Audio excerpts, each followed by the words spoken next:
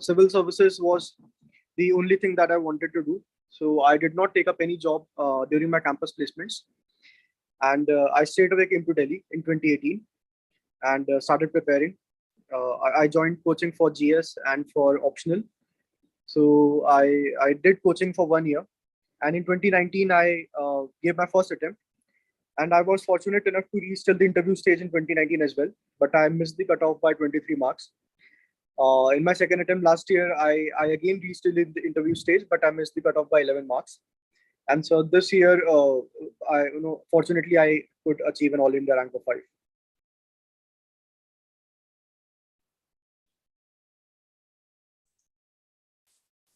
Okay, that's great. Then, Dwivedi.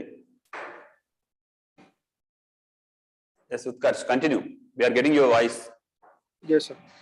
So, sir, any other questions that I need to answer, sir? Acha, you want questions immediately? Okay, fine. So, dear friends, ask your questions so that it's more better to address your doubts. Kadam, that's better. Please write your doubts regarding any question. మీరు ఏ question అడగాలనుకుంటున్నారో మీరు మీ ముందుకు topper వస్తే ఇలా ఏం అడుగుతారండి? General గా మీకున్న doubts అడుగుతా ఉంటారు కదా. Exam related, subject related I will tell you that. But preparation లో what kind of hurdles, what kind of problems they face, we have to know that. Okay, because the motivation, continuous motivation is important. Yeah. How do you manage your stress? That's first question by Venkatesh. Yeah. So I think that is a very important question because this exam is about handling stress. And so this is something that I've emphasized everywhere.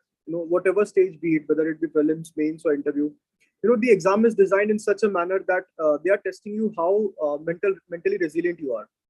So during times of stress, what I used to do was I used to take breaks. It was fixed that I used to go for evening walks every day. This was something that was fixed. Even if I have my mains or prelims paper tomorrow, I will go for a walk because that used to rejuvenate me. And I used to spend time with my friends. So, and talking to them used to de-stress me, or calling my parents or calling my friends, or pursuing a hobby. I like to read books. So if you have a hobby, so to play say badminton or go for swimming or any other hobby, I think what you should do is you should divide your time a day into 3 parts. Firstly, the most important thing is about your study. I would say 8 to 10 hours is important because the syllabus of this examination is so much that you will have to put in those hours. Unless you don't put in those hours, you will not be able to get a hold of the syllabus. So after you give in 8 to 10 hours and you say sleep for around 8 hours, you will have ample time left for you to pursue some activities that you like to do. So after when you divide the day into 3 parts and you prepare in a balanced manner, I think that gives a long-term sustainability to your preparation and it avoids the situations of stress. Yeah. Obviously, generally, మనకి ఎవరైతే encouragement చేస్తారో, who gives the positive vibrations, positive energy, we have to call to them, we have to share our whatever the feelings so that we can get out of this stress కదా. అంతేగాని కొందరు ఇంకా ఎక్కువ stress create చేసే వాళ్ళు ఉంటే we should not talk to them. వాళ్ళతో మాట్లాడుకుని ఉంటే better. Fine. So time management, related to time management, how did you manage your time? Like how many hours you used to study? That's another question here. I think Ila Tripathi ma'am, she had qualified in I think in around 2016 or 17.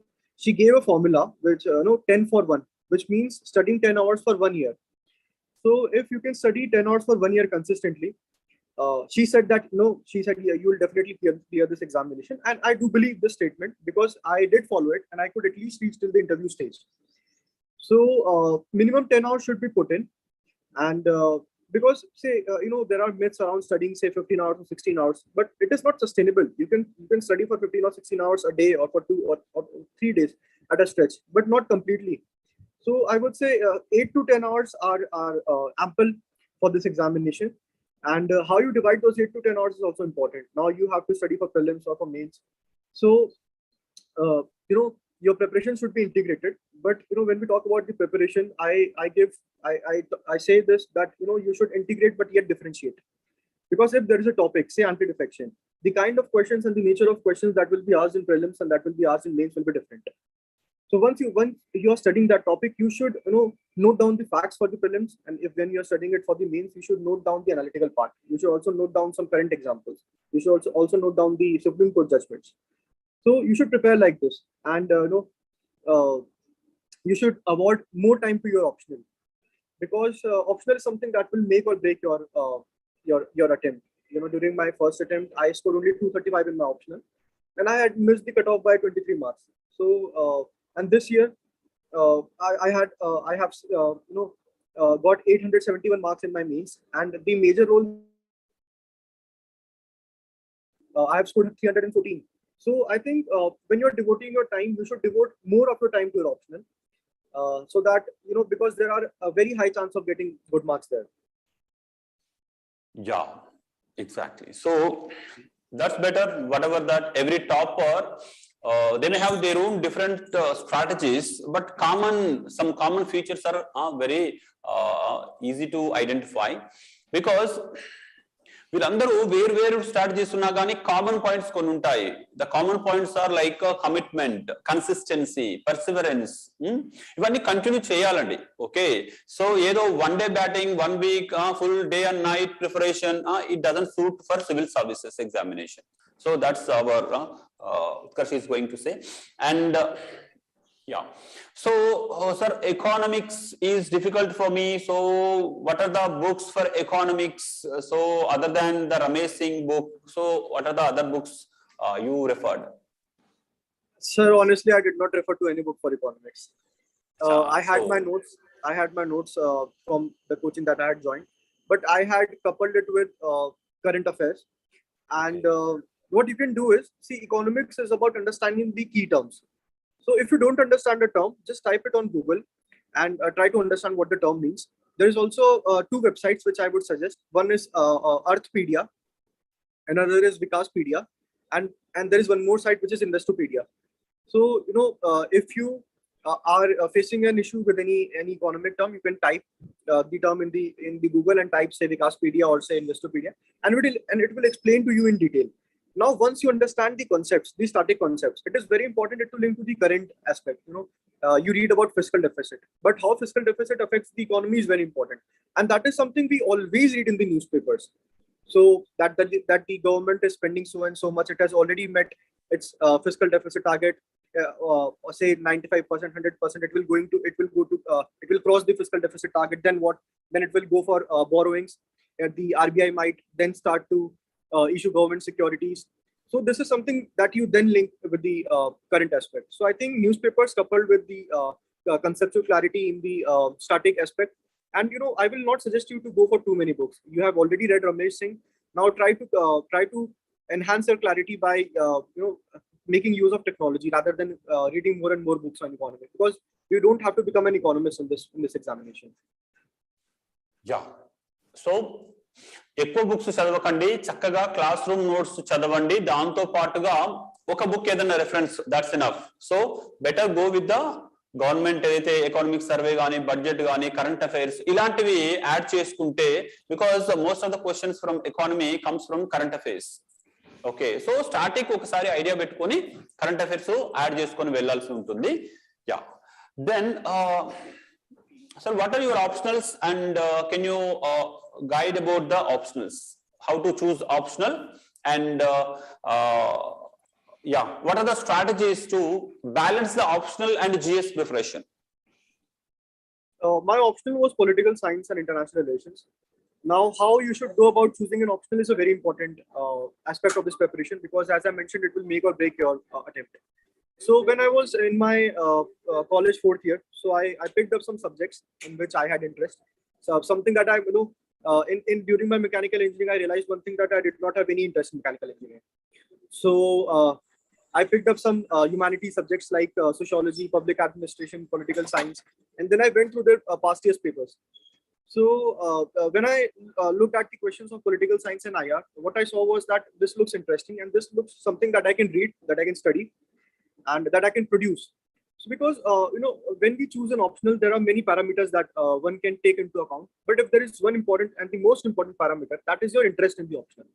Because on an average, any aspirant would take 2 or 3 attempts to qualify this examination.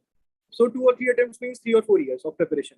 Now, how can you read something for 3 or 4 years regularly and repetitively if you do not have interest in it? No matter how much people are getting or how much UPSC is awarding marks in that subject. So the choice of optional should be personalized, and when you identify your interest in an optional, you look at the previous year questions, you look at what are the sources available for this optional, what is the syllabus, how much time it will take, then you should go about doing that optional. Okay, so how to balance between these optional timings and GS timings per a day? Like sir, I did not have this strategy of segregating my time into GS and optional. My strategy of time management was to complete the things at hand. Whatever I had, suppose there is something that is pending for optional, there is something that is pending for GS. So my aim was to complete that thing, regardless of how much time I'm devoting to GS or optional. Now, having said that, I would say you should devote around 60% of your time to optional and 40% of your time to GS. Now, why do I say this? Because in the last 2 or 3 years, what we are observing is that UPSC is not awarding too much marks in the optionals. The trend of scoring 300 plus is somewhat decreasing. So, and in essay, the type of dynamism the essay paper is showing and the kind of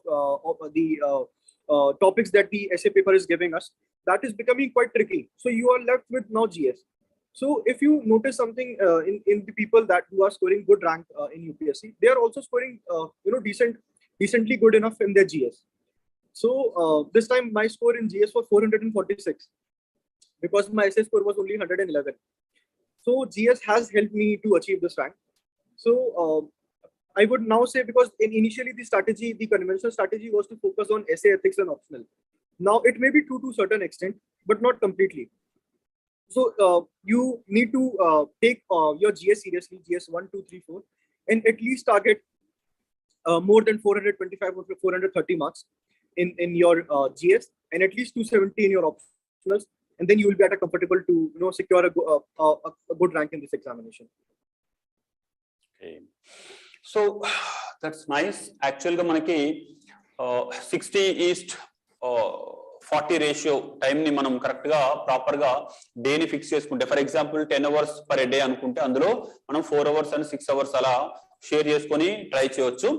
Inkokati manaku weak point ekkada undo akkada nundi start chesukovalsi vastundi. We'll discuss that. Ikkada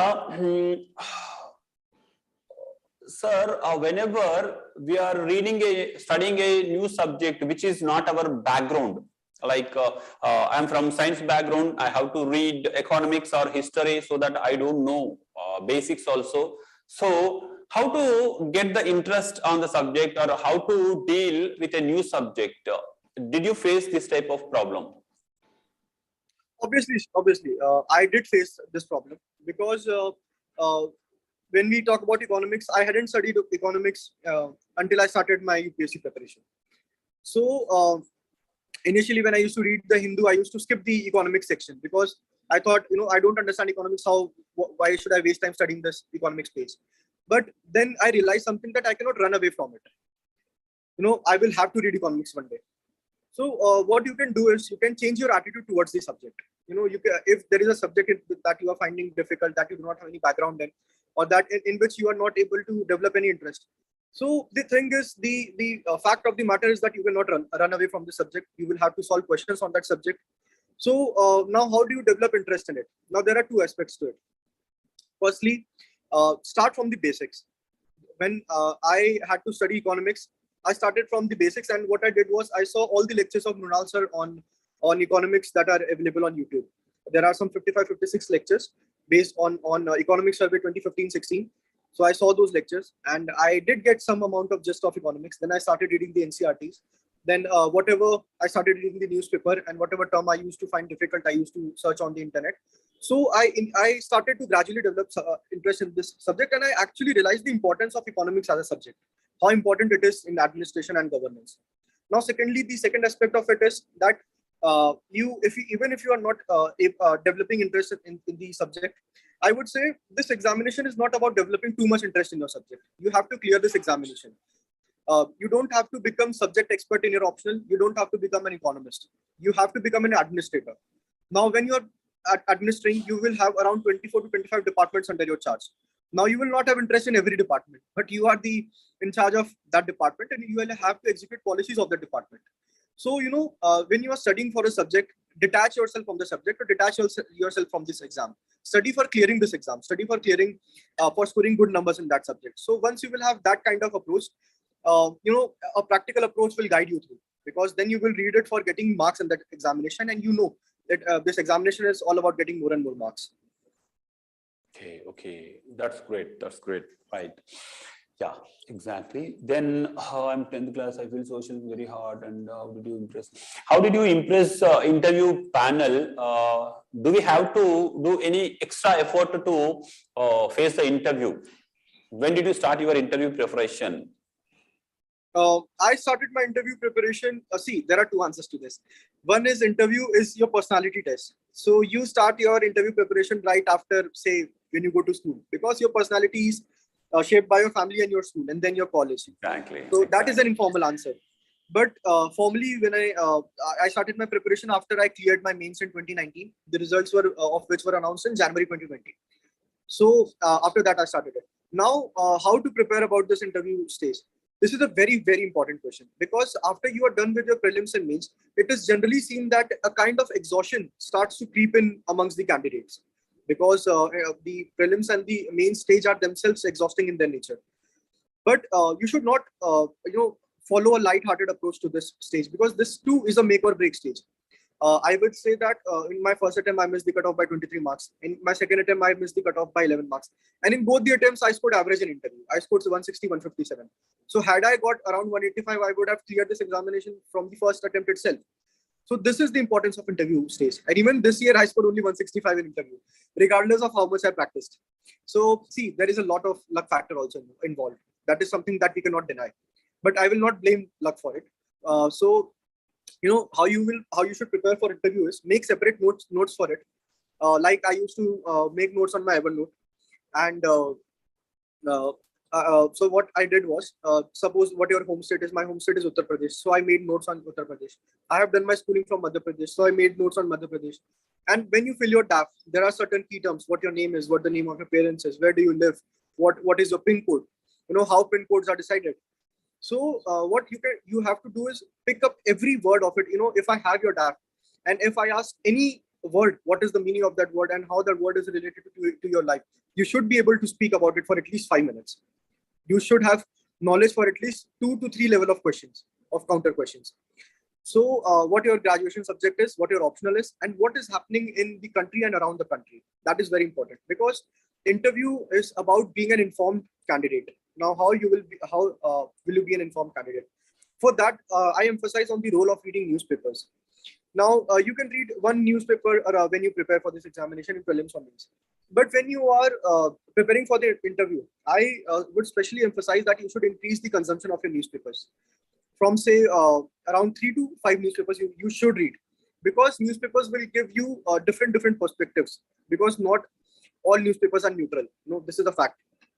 And you should have 360-degree view on every topic, because that is expected of you as a future civil servant. Because before you take a decision, you should weigh all the pros and cons. Now, how will you weigh pros and cons? You can only do that once you have a good amount of knowledge of that subject. So even if we say that interview is not a test of your knowledge, your personality knowledge does play an important role in shaping your personality. So knowledge cannot be ignored. So take the interview stage very seriously, prepare notes accordingly, and I think you will be good to go. Yeah. Thank you. And the question here is the importance of answer writing practice. When should we start? During taking coaching, we have to start it, or after finishing once the coaching, then whenever we are going to mains, that means between prelims and mains, when do we have to take this personal guidance or one kind of answer writing sessions?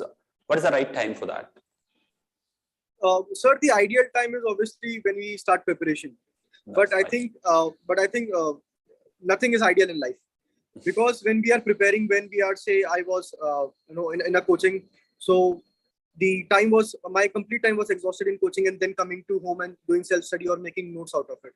So it is very easy to say that start preparing start answer writing while you prepare, but it is very difficult to take out time for that. Now, what you can do is you can take out half an hour for it. When you wake up around say 7 a.m. or 8 a.m., you can go to any website and IAS Baba or Insights and take few questions.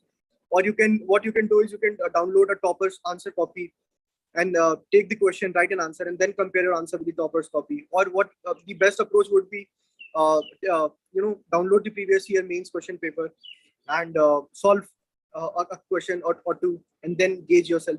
But I started the answer writing after my prelims results, after in June 2019, when I paid for my first prelims. So what I did was, I went to Anudeep Durishetty sir's blog, and I took some of his copies and then saw how he used to write essay, his answers. And I because that was my first attempt, and I had say 2 to 3 months for mains. So I did not have the luxury of devising my own strategy of writing mains answers. So I thought if someone is topping this examination, he would have used an approach that is quite practical to fetch marks in UPSC. So in my second attempt, I read Anudeep Durishetty sir's books on how to write essay in GS. But now what I would suggest is diversity of gaining answer writing perspectives is important. So in this attempt, one thing that I changed was I saw how much marks people are scoring in their mains examination, because nobody scores good or best marks in every paper. So you take out the toppers of the set papers of GS3, GS1, essay, optional, and see how they write answers. If I were to suggest one, what you can do is, last year, Divya Mishra ma'am, 28 rank. She scored one of the highest in GS, and she actually writes very good answers in GS. She uses examples to substantiate her points. So this is something I adopted this year. So you can, and then Radhika Gupta ma'am, T. Pratik Rao sir, they have scored exceptionally good in their essay. Last year they have scored 140 plus. So you can take their copies and see how they write their essays. So the ideal time is to write answers during your prepare. But if it is not feasible, do start answer writing right from the next day of your prelims, and do join a test series. And practice is a very important part of this examination. I have practiced a lot of papers, whether it be prelims or mains, and this is a strategy that I would suggest to you as well. Write a lot of papers, because when you write papers during your mains, what you learn is how to complete the paper, how to tackle the unconventional questions, and how to write decently good enough answers in the paucity of time. So this is the overall strategy of writing answers. Yes. And what are the other questions? Any doubts? Still you are searching? Come on, Rayandi, me doubts anni kuda cheppalandi. How did you impress? Okay, we finished it. Any doubts? Questions andi? Me దగ్గర questions ఉన్నాయా లేవా?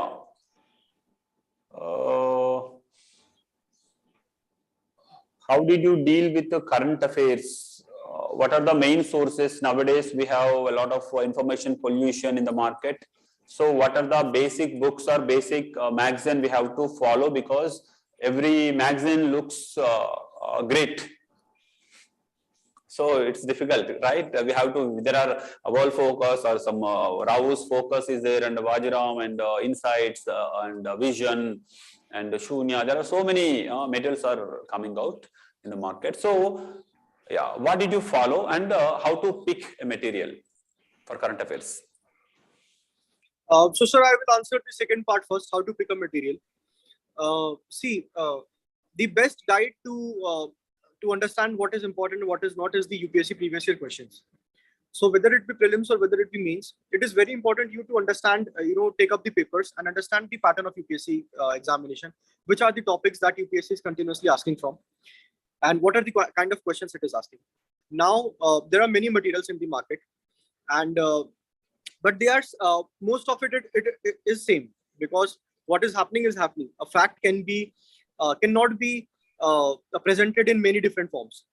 So, but you will have to limit your sources. From what I used to do was, I only read Vision's PT compilation, 365 mains 365, nothing else. Because current affairs is so dynamic and it is so vast that it is uh, not a wise decision to chase current affairs to a very large extent, because it is difficult to get a grasp of it. So what you can do is you can have a decently good amount of knowledge in current affairs by following one single source, and you can get hold of your static syllabus. So that is important, and then linking the static syllabus to the current is a very important aspect of your of this examination, and it shows dynamism in your answers and in your personality. So for current affairs sources is, I am someone who is, I would call an addict of reading newspapers, because it is very important, whether it be UPSC or no UPSC. Reading newspapers is important to be an informed citizen. So I used to read 3 newspapers, Hindu, Indian Express, and Mint. And during my interview time, I used to read around 6 to 7 newspapers. But this is, I would say, overdoing it, and I will not subscribe to the strategy, and I will not advise you to do it. But follow one newspaper, because newspapers are the best source of current affairs. Or say follow 2 newspapers to get a different kind of current affairs. You can read Indian Express and the Hindu for it. So you will get a good understanding of the current affairs. So once you are doing that, once you are watching some videos on YouTube for current affairs, I would say you can watch some good discussions on Sunset TV, and the print is a good channel. Every day you get the Cut the Clutter by Shekhar Gupta, and he explains a topic that is going on in the country, particularly in the realm of economics and international relations and politics. So it is a very good show, and he declutters the topic in a meticulous manner. So you can watch that, and take up one source, read it, read newspapers, and when you solve tests, you will also come across many different other current affairs. Then that is it, because even after you read everything, UPSC will definitely ask some current affairs that you will have no idea of. So we cannot do anything about it. So you should not fret yourself over it. Yeah, and the websites. Did you any website, important websites? We have to collect the data from the government websites. So did you do that? PIP is a good website. Within every week, what you can do is you can go to PIP, or there is a PIP compilation by IAS Baba. That is also very good. So that website can be followed. And when we talk about magazine, I think Yojana is more than enough, and you don't need to read every month's Yojana. Just go to the market, see which topic Yojana is catering to in this month, and if it is relevant, just read it. Yeah. So actually, the another question, the interview question: why did you prepare for civil services? Why do you want to join in civil services? Because I think it has to do with my background. My maternal grandparents were in government services in Uttar Pradesh, and this was a dream they put into my mind at a young age. They used to say that you have to become an IAS officer when you grow up. So I did not know what an IAS officer is. I used to say, okay. Then when I actually I started to grow, during my phases of growing up, I realized this is a platform in which you get a chance to transform millions of lives. The kind of impact an IAS officer can have on the lives of these people. And in this country, we have people, there are children who have to go to schools, and in the evening they have to polish shoes. And there are people who die because of so many preventable diseases. And there are people who are living on the streets. They can get a roti or 2 in the day, and they don't know whether in the evening they are going to get a 2-square meal or not. So this is the kind of country we are living in. We do are a good. We are at the 5th or 6th position economically, but when it comes to per capita income, there are a lot of people who have been left behind in the process of development. So I think living a life that is where you can serve others. This job has a lot, ample amount of social respect as well. And as an individual in a society, everybody, dreams of social respect. So that too is an aspect. So all these things, when I thought about it, for me, I thought this is the best career that one can have in this country. Yeah, that's good and great to see. There is a Vasu is asking one question, sir. Can you share the book list which are important, the basic books for civil services examination in prelims and mains? What I think is that in this examination, reading a lot of books is not a good strategy.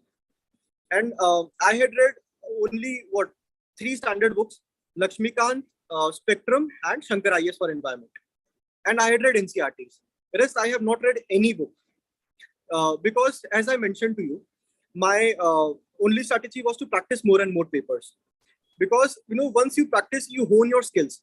And this exam is looking for skilled individuals, people who can manage time, people who can handle stress, people who can complete paper, people who can manage uncertainty.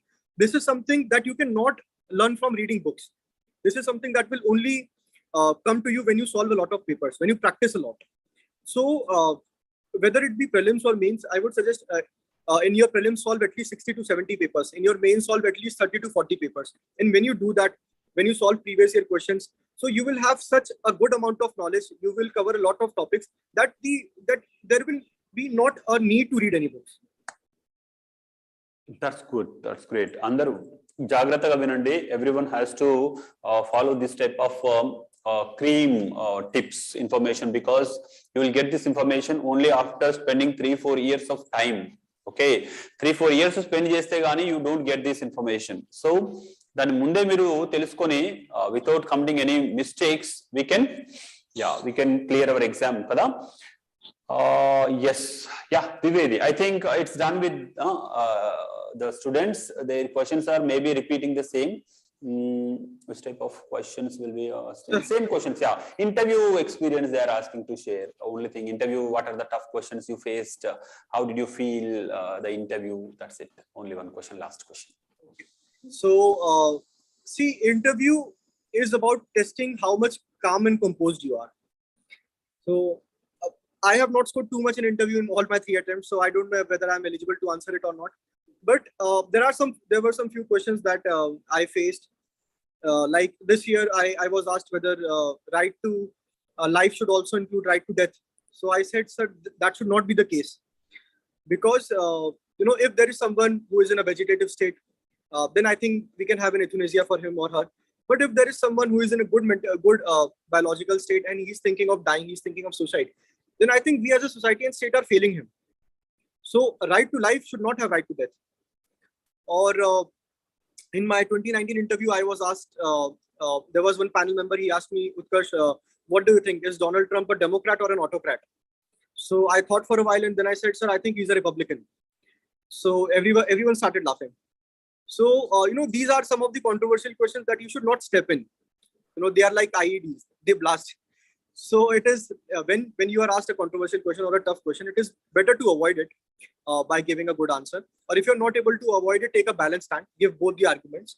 And, if you are pro-constitution, pro-law, and pro-people, trust me, nobody can counter you and nobody can reduce your marks in interview. Yeah. That's great. And yes, Utkarsh, whatever the suggestions do you offer to do you give to our students from Telugu, Telangana and Andhra students? What do you give them? Some baton, some kind of preparation tips or bottom line? Sir, the bottom line for these students is that don't lose faith. Because this was my 3rd attempt, and when for 2 times I couldn't qualify after reaching the interview stage, even I was heartbroken. And we all are humans, we break at some moment or the other. But have faith in God. Even in my wildest dreams, I never imagined that I will achieve a 5th rank in this exam. Never. But that is how life plays. That is how life plays in mysterious ways. So just have faith in yourself, have faith in God. And everyone faces moments of despair in their life. Everyone, you are not alone in it. So, when you are depressed, you are facing, challenging times, just, be assured that God is testing you, because it is very important that once, God will not give you result unless He will test you. He will have to test you, that whether you are prepared for this role, for taking up this job or not. So, think it like that, and always be grateful to people who are supporting you in this journey, your friends, your family, your teachers who are guiding you, or people who have qualified this examination and are your mentors. Always be grateful to them for such lovely people in your life, and focus on a balanced preparation. Don't become a hermit. Don't just study. Take out some time for yourself, for your friends. Spend time with them. So keep it balanced and do not lose hope. God will reward you in a much better manner than you have ever imagined. Yeah, that's great. And what would you have done if you don't get any job in civil services? Frankly, I don't know. You don't have any B plan? No, sir, I did not have any plan B. Achha, so that complete focus on only civil services. So you put all your efforts on only civil services. Sir, I think when we have a dream, big things in life will take time. So a failure in 2 or 3 attempts should not start to perturb you of taking going for a plan B, because I did land up a job this year in a PSU during we were the people who had appeared for interview were eligible for interview in the UPSC, were eligible for this PSU in Shimla. So I had gone to Shimla after my mains. I appeared for its interview and for its group discussion, and I did land up a job. It was an executive category grade 1 job, field engineer. But I did not take up because I did not want to do. I just went there because my parents were pressurizing me. So I went there, I got a job, and then I told them, see, look, I can get a job anywhere else, but civil service is not something that I can get so easily. So let me try for it. So, but I will not say that I did not have a plan B, so you too should not have a plan B. This is a personalized approach. But what I will say is, if you really want something, go for it. Don't think too much here and there. Some amount of madness and some amount of passion is needed to get things in life. Yeah, that's sure. Because ఎవరైనా గానీ ఎక్కువ time తీసుకుందంటే అంటే పెద్ద నిర్మాణాలు ఎక్కువ time తీసుకుంటాయండి, చిన్న నిర్మాణాలు తక్కువ టైం తీసుకుంటాయి. కాబట్టి whenever the dream is big, we have to spend that amount of hard work or time we have to put in. Okay, yeah, thank you Utkarsh, thanks a lot, and all the best for your future career, right? Hello, thank you sir, thank you for having me, and all the best to every person watching this Zoom. Yeah, thank bye. you. Yes, bye.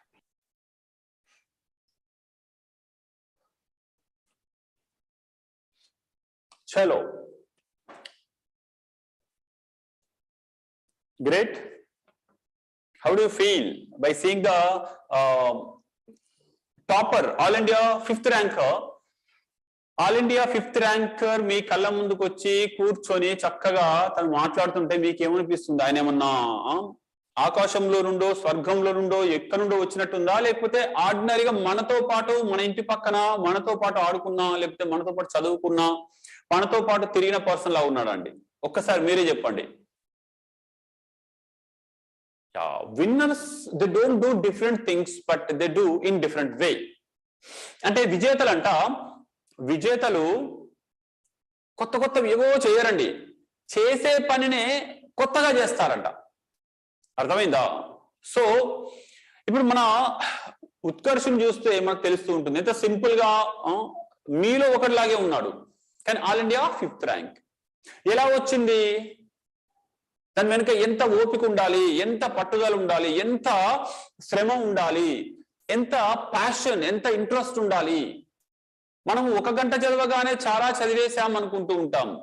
రోజుకు 8 నుండి 10 గంటలు 1 సంవత్సరం చదవడం ఇదేదో అల్లాటప్ప job కాదండి. మనము డిగ్రీలో కనుక ఇంజనీరింగ్ లో కనుక 1 వీక్ బ్యాటింగ్ లాగా 1 వీక్ చదివేసి తర్వాత ఆరాంసే పాస్ అయిపోయాను అనుకోవడం ఉండదు ఇక్కడ. ఇది కాంపిటేటివ్ ఎగ్జామ్ అంటే కంపారిటివ్ ఎగ్జామ్. ఇతరుల కంటే మనము బెస్ట్ గా ఉన్నప్పుడే మనము సెలెక్ట్ అవుతాం. మిగిలిన వాళ్ళు ఎక్కువ హార్డ్ వర్క్ చేస్తున్నారంటే మనం కూడా హార్డ్ వర్క్ పెంచాలి. మిగిలిన వాళ్ళు 100 ప్రశ్నలకి 70 ప్రశ్నలు చేస్తుంటే మీరు 80కి వెళ్ళాలి, వాళ్ళు 80 చేస్తుంటే మీరు 90కి వెళ్ళాలి. This is a comparative and competitive exam. ఇతరులతో మన తోటి ఉన్న వాళ్ళ యొక్క ప్రిపరేషన్ ను బట్టి, వాళ్ళ యొక్క స్టామినాను బట్టి, వాళ్ళ యొక్క పట్టుదలను బట్టి మనం కూడా అప్గ్రేడ్ అవ్వాలి. అంతేగాని ఒక ఫెయిల్యూర్ రాగానే అయ్యో నా పని అయిపోయింది అని తుస్సుమన్నట్టుగా వెళ్ళిపోవడం ఇది కాదు.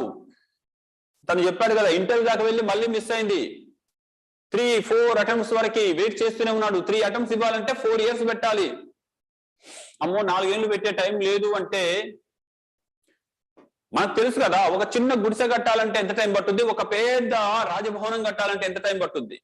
పేద రాజభవనమో లేకపోతే ఒక 20-30 అంతస్తుల బిల్డింగ్ కట్టాలంటే ఖచ్చితంగా టైం తీసుకుంటుంది. సో ఇక్కడ కూడా సరైన గైడెన్స్ ఉంటే మీరు ఒకటే సంవత్సరంలో ఖచ్చితంగా కరెక్ట్ గా ప్రిపేర్ అయ్యి నెక్స్ట్ ఇయర్ కి మీరు సర్వీస్ కొట్టొచ్చు.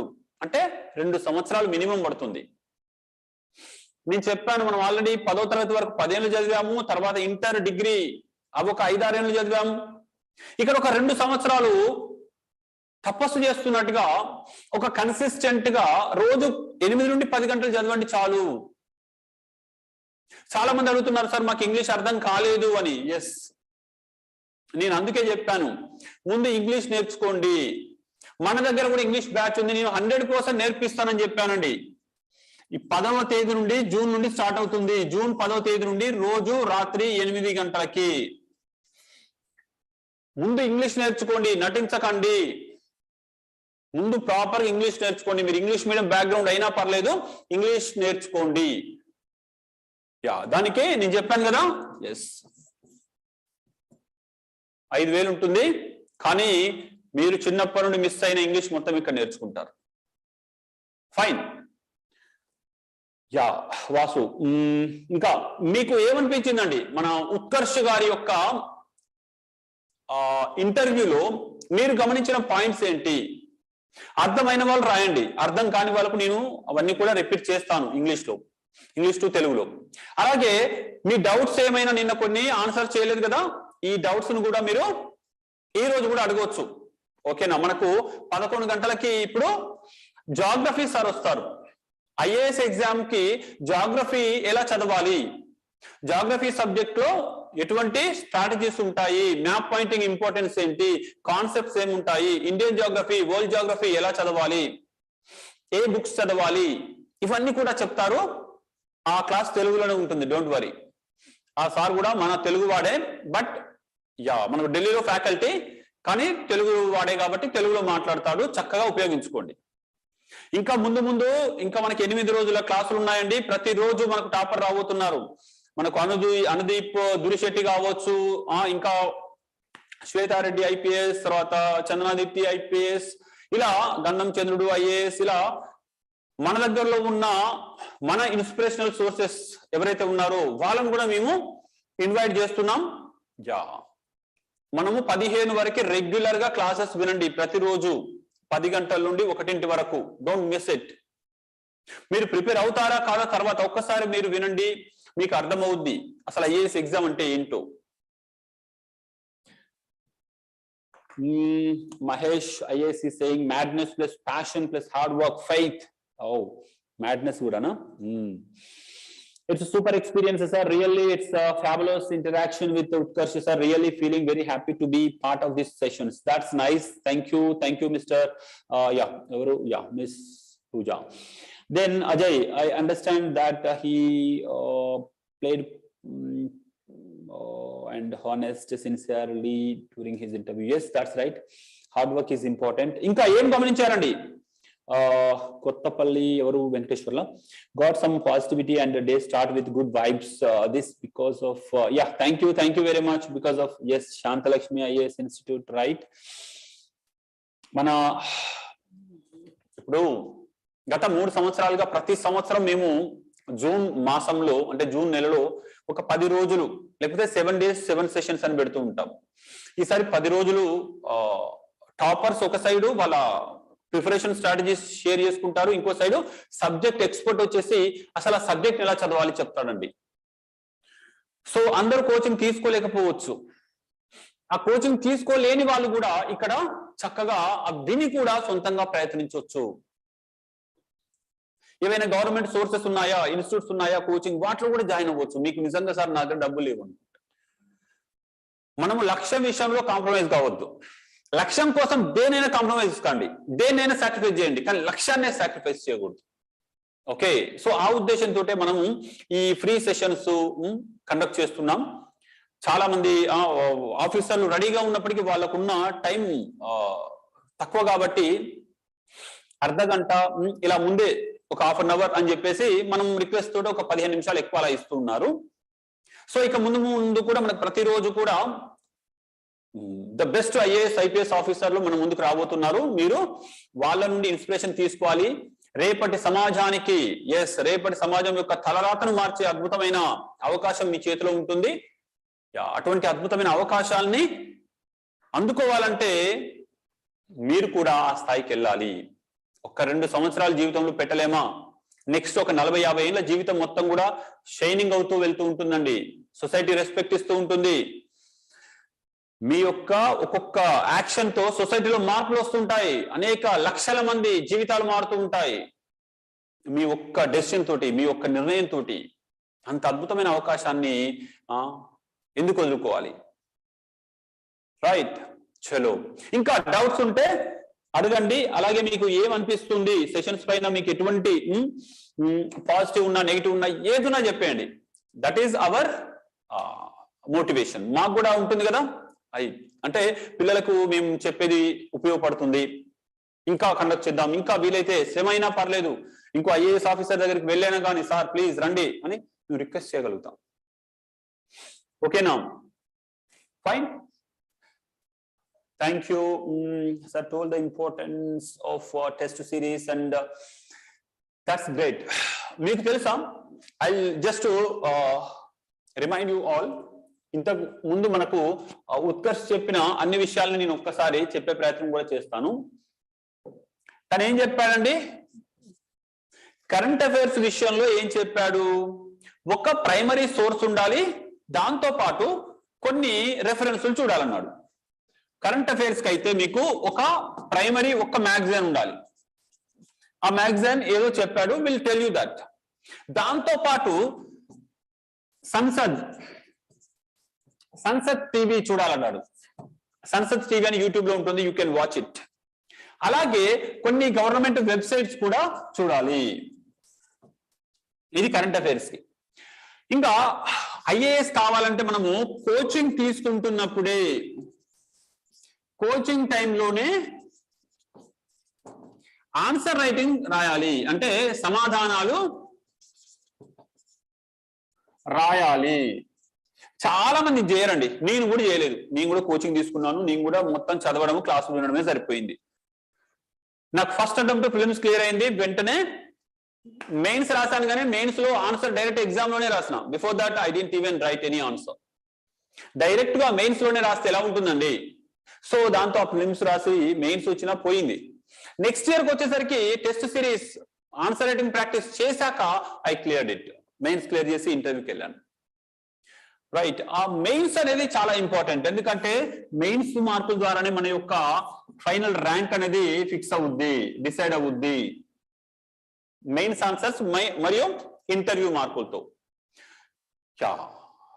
ఇంకా డౌట్స్ ఇంకేం చెప్పానండి? ఎకానమిక్స్ గురించి అయితే అసలు తను ఏ బుక్ చదవలేదంట. క్లాస్ నోట్స్ ఒక్కటే సీరియస్ గా చదివేసి ఎకానమిక్ సర్వే, బడ్జెట్ అండ్ కొన్ని వెబ్సైట్ చూశాడు, అంతే. కరెంట్ అఫైర్స్ మాక్సిమం అని చెప్పాడండి. కరెంట్ అఫైర్స్ కవర్ చేసుకున్నాడు మొత్తం కూడా. That's true. You know, smart work కి హార్డ్ వర్క్ కి తేడా ఏంటి? హార్డ్ వర్క్ అంటే గడపర పట్టుకొని దొరికింది కదా అని తవ్వుతూ వెళ్ళిపోవడమే. స్మార్ట్ వర్క్ అంటే ఎక్కడ వాటర్ ఉన్నాయో ఒక 2 రోజులు లేట్ అయినా కానీ వాటర్ ఎక్కడ ఉన్నాయో తెలుసుకొని అక్కడ తవ్వుతాము. అప్పుడు డైరెక్ట్ గా వాటర్ దగ్గరికి మనం వెళ్ళిపోతాము. ఇది స్మార్ట్ వర్క్ అండి. అంతేగాని గడ్డపారు ఉంది కదా అని చెప్పి తవ్వుకుంటూ వెళ్ళిపోతే ఎక్కడ పడితే అక్కడ చదివితే నీళ్లు పడవు. స్మార్ట్ వర్క్ కూడా ఏది చదివితే మనకి ఎగ్జామ్ లో వస్తుంది, ఏ క్వశ్చన్ ఎగ్జామ్ లో వస్తుందో చూసి చదవాలి. అంతేగాని ప్రపంచంలో ఉన్న విజ్ఞానం అంతా నేర్చుకుంటాను అంటే ఎవరి కోసం? అంటే అనవసరమైనది ఎక్కువ చదివి అవసరమైన చదవకపోతే కూడా మీరు లూజర్ అవుతారు. తెలివి ఉంటుంది, బాగా తెలివి ఉంటుంది, కానీ ఎగ్జామ్ క్లియర్ చేసే తెలివి కావాలి. ఎగ్జామ్ లో ఎటువంటి క్వశ్చన్స్ వస్తాయి? మన దగ్గర మేము ఫౌండేషన్ క్లాస్ లోనే మీకు సిలబస్ మొత్తం బై హార్ట్ చేపిస్తాం, సిలబస్ మొత్తం నోటికి రాపిస్తాం, ప్రీవియస్ క్వశ్చన్స్ అన్ని ప్రాక్టీస్ చేపిస్తాం, ప్లస్ వాటిని డిస్కషన్ చేస్తాం. దాంతో మీకు 50% ఆఫ్ ప్రిపరేషన్ అయిపోద్ది. 50% ఆఫ్ అవేర్నెస్ మొత్తం వచ్చేస్తుందండి. ఎందుకంటే ప్రీవియస్ క్వశ్చన్స్ ప్రాక్టీస్ చేస్తే యూపీఎస్సీ ఎటువంటి క్వశ్చన్స్ అడుగుద్దో మీకు తెలుస్తుంది. ప్రీవియస్ క్వశ్చన్స్ తో పాటు సిలబస్ చదివారనుకోండి, సిలబస్ క్వశ్చన్స్, సిలబస్ క్వశ్చన్స్ ఏ సిలబస్ ఉంది, క్వశ్చన్స్ ఎలా అడుగుతున్నారు, ఈ రిలేషన్ మనకు తెలియాలి. సిలబస్ లో ఏ పాయింట్ నుండి క్వశ్చన్ వస్తుంది నెంబర్ 1, ఎలా అడుగుతున్నాడు నెంబర్ 2. అర్థమైందా? ప్రీవియస్ క్వశ్చన్స్ సిలబస్ నుండి ఏ ఏరియా నుండి పిక్ చేసుకుంటున్నాడు. భారతదేశ చరిత్ర అనుకోండి, ఆధునిక భారతదేశ చరిత్రలో ఏ ఏరియా నుండి పిక్ చేసుకొని మనకు క్వశ్చన్స్ అడుగుతున్నాడు నెంబర్ 1. నెంబర్ 2, ఆ క్వశ్చన్ అడిగే విధానం ఏ విధంగా ఉంది. క్వశ్చన్ అడిగే విధానం, నిన్న క్వశ్చన్స్ ప్రిలిమినరీ ఎగ్జామ్ జరిగిందండి, క్వశ్చన్స్ ఏ విధంగా అడుగుతున్నాడో ట్రెండ్ మారింది, మీకు తెలుసో తెలీదు. మనం అవి కూడా ఒకరోజు డిస్కస్ చేద్దాం, ఈ ఫ్రీ సెషన్స్ లోనే డిస్కస్ చేద్దాం. ఓకేనా? మీరు మాత్రం ఈ సెషన్స్ ని సరిగ్గా వినియోగించుకోండి.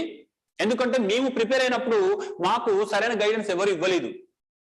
మీ మీద సొంత ప్రయోగాలు చేసుకొని చాలా కష్టపడి చాలా ఎఫర్ట్స్ ఎక్కువ పెట్టాల్సి వచ్చింది. అదే ప్రాపర్ గైడెన్స్ ఇచ్చి ఉంటే మేము తక్కువ హార్డ్ వర్క్ తోటే వెళ్ళిపోయి ఉండేవాళ్ళము కదా. సో ఆ కనెక్టింగ్ పాయింట్ లాగా ఈరోజు శాంతలక్ష్మి IAS అకాడమీ అనేది మీకు ఉపయోగపడుతుంది. దాన్ని సరిగ్గా వినియోగించుకోండి. ఫైన్.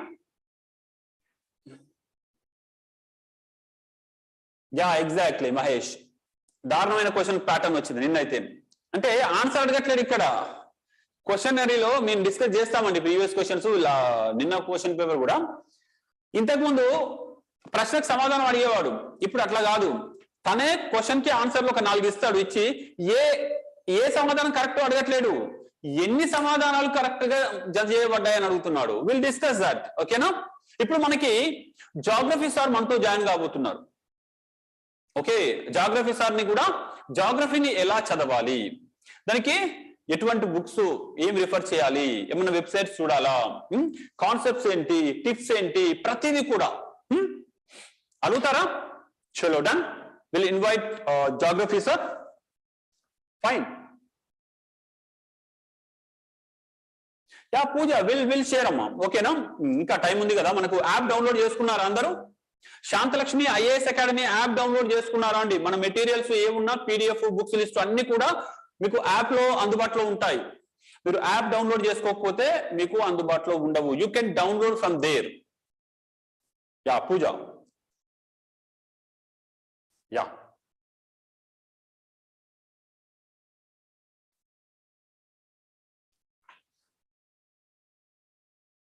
ఇంకా ఎనీ డౌట్స్?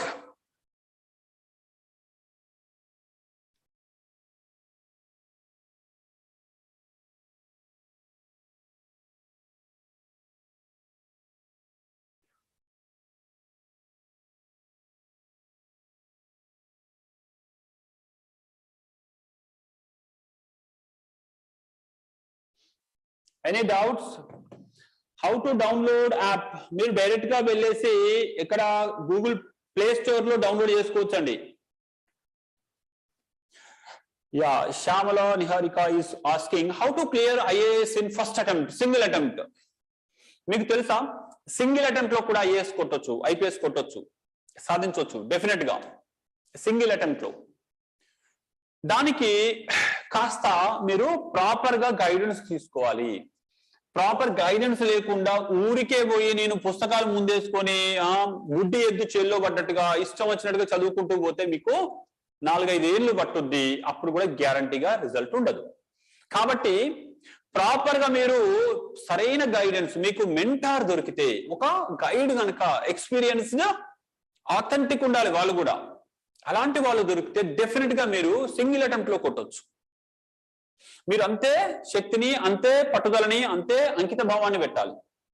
డెఫినెట్ గా మీరు ఫస్ట్ అటెంప్ట్ లో కూడా కొట్టొచ్చు అండి. మనకు ఫస్ట్ అటెంప్ట్ లో ఆల్ ఇండియా ఫస్ట్ ర్యాంక్ కొట్టిన వాళ్ళు ఉన్నారు. అంకుర్ గార్గ్ దగ్గర నుండి Rupa Mishra, Ankur Garg and even Tina Dabi, single attempt first rank అండి.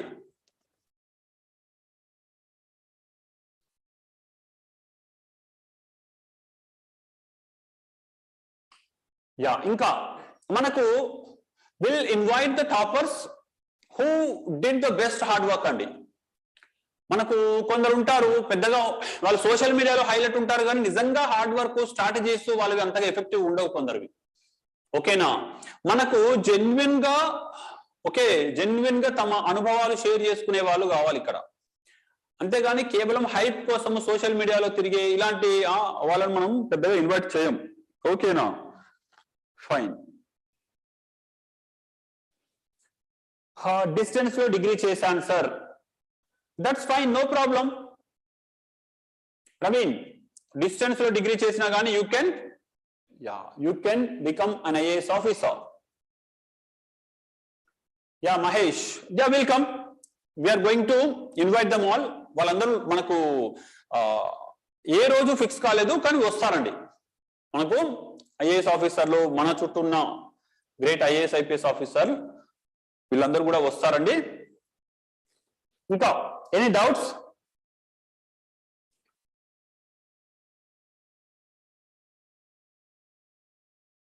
నిన్న అడిగారు కదా.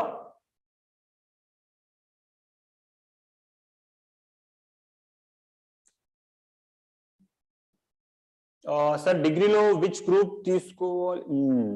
Naresh, I told you yesterday, డిగ్రీలో ఏ గ్రూప్ తీసుకుంటే బాగుంటుందని చెప్పానండి. ఏ గ్రూప్ తీసుకుంటే రిస్క్ ఉంటుంది, ఏ గ్రూప్ తీసుకుంటే దేనికి ఉండే అడ్వాంటేజ్ దానికి ఉంటుంది. ఫర్ ఎగ్జాంపుల్, మీరు engineering, CA, LLB or BL, తర్వాత MBBS, నీట్ ఇలాంటివి తీసుకుంటే మీకు ఒకవేళ సివిల్ సర్వీసెస్ రాకపోయినా B ప్లాన్ ఉంటుంది. B ప్లాన్ కూడా బాగుంటుంది. కానీ దీంతో పాటు మీరు IAS ఎగ్జామ్ కి సపరేట్ గా ప్రిపరేషన్ మళ్ళీ చేయాలి కదా. అదే మీరు BA తీసుకున్నారనుకోండి, BA తీసుకుంటే మీరు సపరేట్ ప్రిపరేషన్ అవసరం ఉండదు. BA సబ్జెక్టే మీకు సివిల్ సర్వీసెస్ లో ఎగ్జామ్ లో ఉంటుంది. కాబట్టి BAతో పాటే IAS కూడా ప్రిపేర్ కావచ్చు. కానీ ఇక్కడ ఒక రిస్క్ ఉంది. ఏంటి? ఒకవేళ మీకు IAS రాకపోతే, IPS రాకపోతే ఈ BA తోటి మీరు ఏం చేస్తారు? What is your B plan? That's important కదా. మీకు B ప్లాన్ ఏంటి మరి? ఇది రాకపోతే IAS గ్యారంటీ ఉందా? అక్కడ 4 లక్షల మంది రాస్తే 1000 పోస్టులు ఉంటాయి. 1000లోకి మీరు వెళ్ళలేకపోతే, అంటే మీరు హార్డ్ వర్క్ బాగా చేసినా అప్పుడప్పుడు బ్యాడ్ లక్ కంపల్సరీ కదా. చివరికి వెళ్ళిన తర్వాత లక్ అనేది ఉంటుందండి. అది ఉంటేనే మనకు. ఇప్పుడు నేను 4 టైమ్స్ ఇంటర్వ్యూకి వెళ్ళాను, బట్ రాలేదు. నాకంటే కొందరు జూనియర్స్ కొందరు ఉంటారు, వాళ్ళు జస్ట్ 1-2 అటెంప్ట్ లోనే వెళ్ళిపోయారు. సో ఆ చివరికి హార్డ్ వర్క్ చేసిన చివరిలో మనకు ఒక లక్ అనేది ఉంటుందండి. ఫైన్. కాబట్టి రాకపోతే ఏం చేస్తారు? That's important.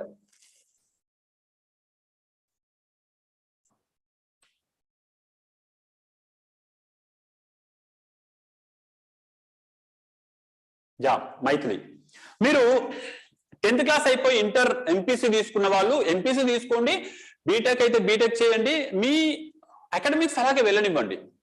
కానీ డిగ్రీ ఫస్ట్ ఇయర్ నుండి మాత్రం ఖచ్చితంగా మీరు IAS కోచింగ్ అయితే తీసుకోండి. డిగ్రీ అయిపోయిన తర్వాత నేను తీసుకుంటాను పెట్టుకోకండి. డిగ్రీ అయినాక ఎగ్జామ్ రాయాలి. 21 years కి ఎగ్జామ్ రాయాలండి మీరు. అంటే మీరు 17-18 years కి మీరు రెడీగా ఉండాలి. ఎవరైనా ఆల్రెడీ నా డిగ్రీ అయిపోయిందంటే ఇమీడియట్ గా స్టార్ట్ చేసుకోండి, లేట్ చేయొద్దు. IAS కొట్టడము 40 ఏళ్ళకు 37 ఏళ్ళకు కొడితే మనము జస్ట్ సర్వీస్ చేసేది 10 ఏళ్ళు కూడా ఉండదు, ట్రైనింగే 2 ఏళ్ళు పోద్ది. కాబట్టి మీరు వీలైనంత త్వరగా సర్వీస్ లో చేస్తే 40 ఏళ్ళు సర్వీస్ చేయొచ్చు దేశానికి, సమాజానికి కదా. కాబట్టి మీరు వీలైనంత త్వరగా కోచింగ్ తీసుకోండి. మన దగ్గర కొందరు ఫౌండేషన్ క్లాసెస్ లో 9th క్లాస్ 10th క్లాస్ లో కూడా జాయిన్ అయ్యారు. ఇప్పుడు 6th క్లాస్ వాళ్ళకి IIT కోచింగ్ ఉంటే తప్పు కాదు. IAS కోచింగ్ ఏమైనా తీసుకుంటే మాత్రం IAS కోచింగ్ అంత త్వరగా ఎందుకు ఇస్తున్నారు? ఇది ఒక కామెంట్.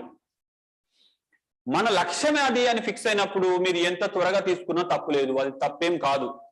చదివే టైంలో చదవాలండి, అంతేగాని అదేదో 20 ఏళ్ళ తర్వాత చదివేది కాదు. అది ముందే ఎంత వీలైతే అంత త్వరగా చదివి పెట్టుకోవాలి.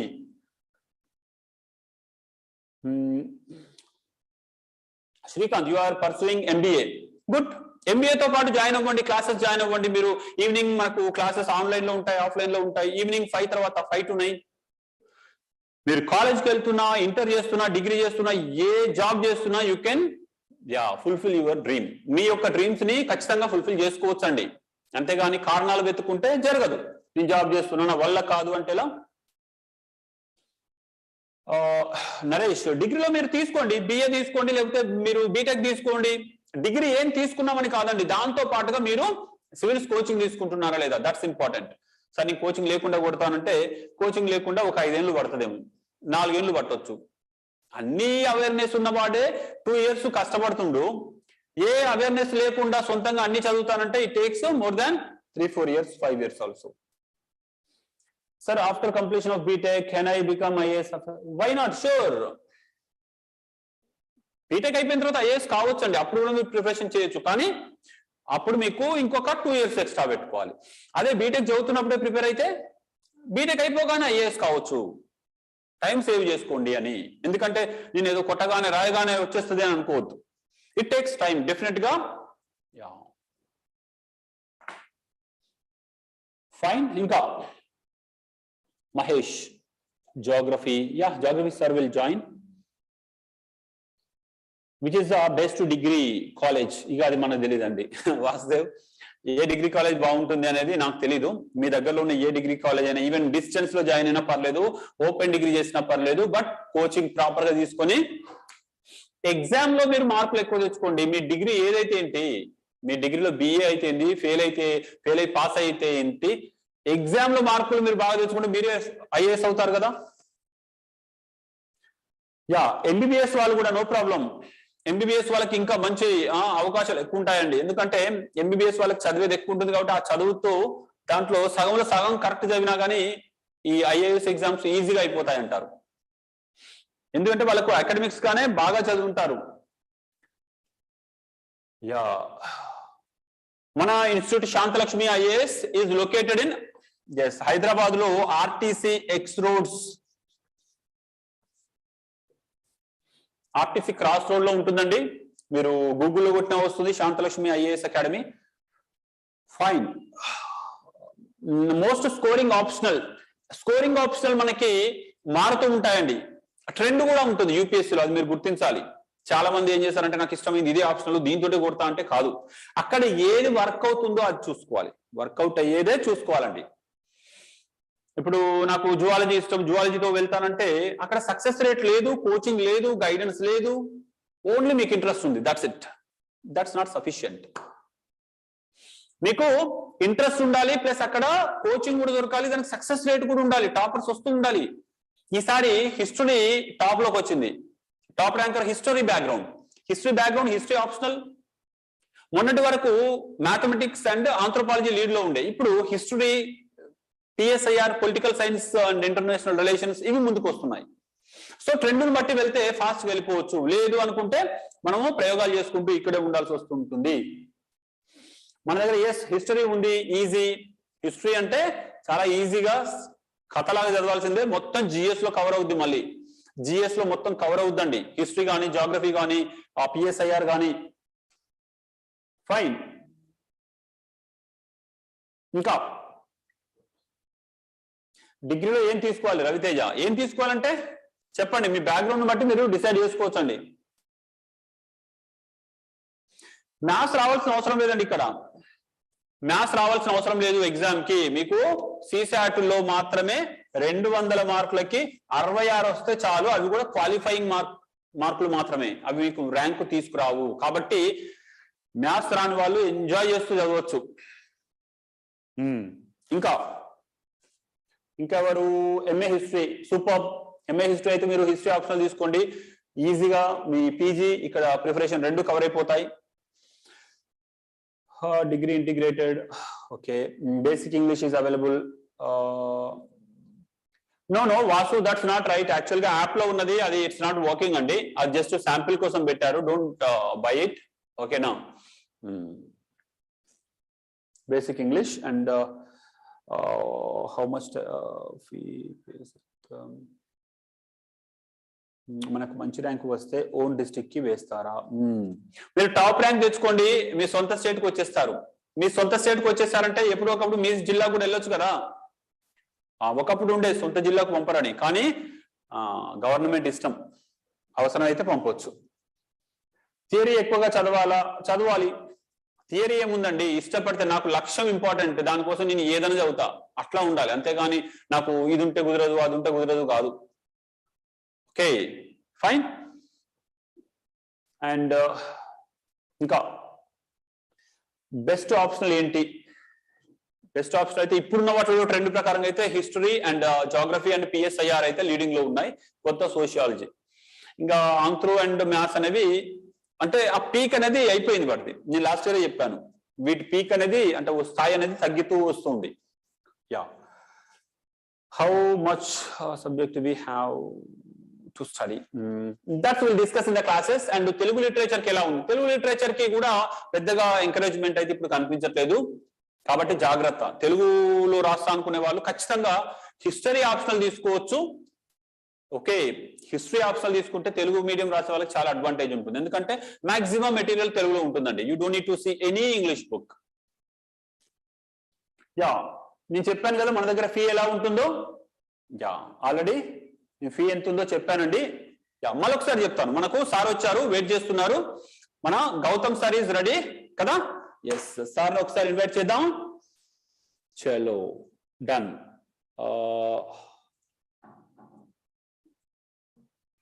Thank you. Yeah sir, good morning. Gautam sir, yeah please you can unmute and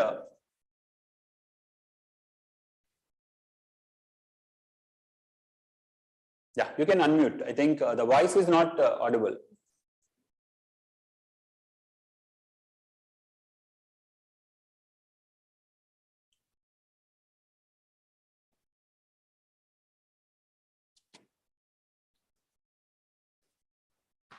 Yeah.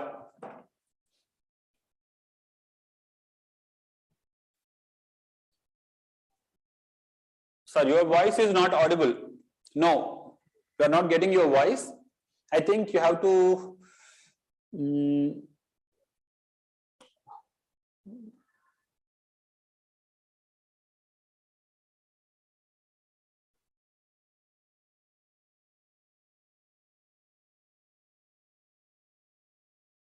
మీరు కంప్యూటర్ ఆడియో ఉంటుంది కదా, అది ఏమన్నా ప్రెస్ చేయాలేమో. Computer audio or internet audio ఏదో ఉంటుంది కదా, సెట్టింగ్ అది ఏమైనా చేయాలేమో. మీరు ఒక్కసారి ఎగ్జిట్ అయ్యి వస్తారా, లేక it's already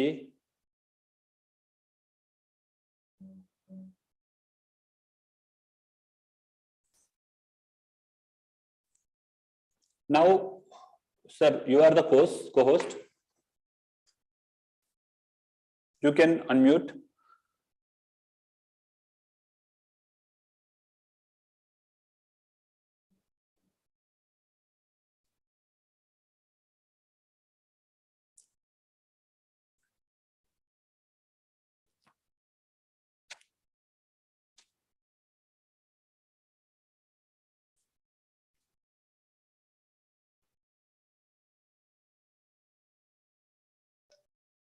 Hello. Yeah, now it's audible. Getting right? Yeah, okay. Yeah, thank you. So I welcome Gautam sir to guide our Telugu students regarding this geography subject in civil services preliminary, mains and interview, and in service also what kind of role this geography subject is going to play. Yeah, thank you. So I'm gonna start with my presentation here. So I have made a PPT. I hope my voice is audible to you. Yes sir, actually మన వాళ్ళు తెలుగు వాళ్ళు కాబట్టి if it is bilingual that's more comfortable to us. మనకు తెలుగు వాళ్ళు ఉన్నారు కాబట్టి కొంత bilingual గా ట్రై చేయండి, సో దట్ వీళ్ళు చాలా అంటే బిగినింగ్ లో కదా వాళ్ళకి టర్మినాలజీ ఇంకా రీచ్ అవ్వకపోవచ్చు అని. Okay fine thank you sir. Actual గా మీ ఇంట్రో చెప్పండి ఒకసారి, మీరు ఎక్కడ నుండి, so that will connect it. Okay 1 second. So regarding my intro, I hope you can see my screen. Am I audible? Yes. Screen is visible. So yes, this is me. Okay, I'm Rajkumar Gautam. I'm a graduate of IT Bombay, and I have given a UPSC interview 3 times, and I have done Master of Public Administration from IGNOU, and also I'm pursuing MA in Geography also, and I have cracked various civil services examination as well. So I cracked various examinations such as the IB examination. I've got cracked the CAPF examination. So I know the mentality of the UPSC, and what UPSC wants from the candidates. So నిన్ననే prelims అయ్యింది. మీరు prelims paper కనుక చూసినట్టయితే ముందు 2017 వరకు pattern ఒక విధంగా ఉండేది. అండ్ 2017, 18, 19, 20, 21 ప్యాటర్న్ ఒక విధంగా ఉండింది. And from 2022 the pattern has changed slightly. See, 2021 వరకు ఓకే క్వశ్చన్ పేపర్లో మీరు 30-40 క్వశ్చన్స్కి 100% షూరిటీ ఉండేవారు. బట్ నౌ 2022 పేపర్ కనుక చూసినట్టయితే మీకు 10-15 క్వశ్చన్స్ తప్ప మీకు నార్మల్ టెక్స్ట్ బుక్స్లో వాటి ఆన్సర్స్ ఎక్కువ దొరకవు. ఈవెన్ చాలా నాలెడ్జ్ ఉన్న వాళ్ళు కూడా వాటి ఆన్సర్స్ ఇంకా వెతుకుతున్నారు. So that's why it becomes very difficult to get a credible key even after 4 to 5 days after the examination. So this is how the UPSC is changing. So why UPSC is changing in such a pattern? There pattern UPSC enduku change chestundi. So what it is expecting from the candidates? Candidates nunchi em korukuntundi. See, em korukuntundante ఇప్పుడు మనం ఒక విధంగా చూసినట్లయితే the kind of problems we are encountering in administration. మీరు ఒక జిల్లా collector అయిన తర్వాత, మీరు ఒక IPS ఆఫీసర్ అయిన తర్వాత, you'll be coming across various problems which are unprogrammed. అంటే మీకు చాలా కొత్త కొత్త ప్రాబ్లమ్స్ you'll come across. అందుకే ఎగ్జామినేషన్ లో కూడా అలాంటి క్వశ్చన్స్ వేస్తున్నారు which you have never come across. Means ముందు మీరు చదవని, okay, means what you'll be having some knowledge about it, but you will not have all the knowledge about it. So UPSC is testing such kind of questions.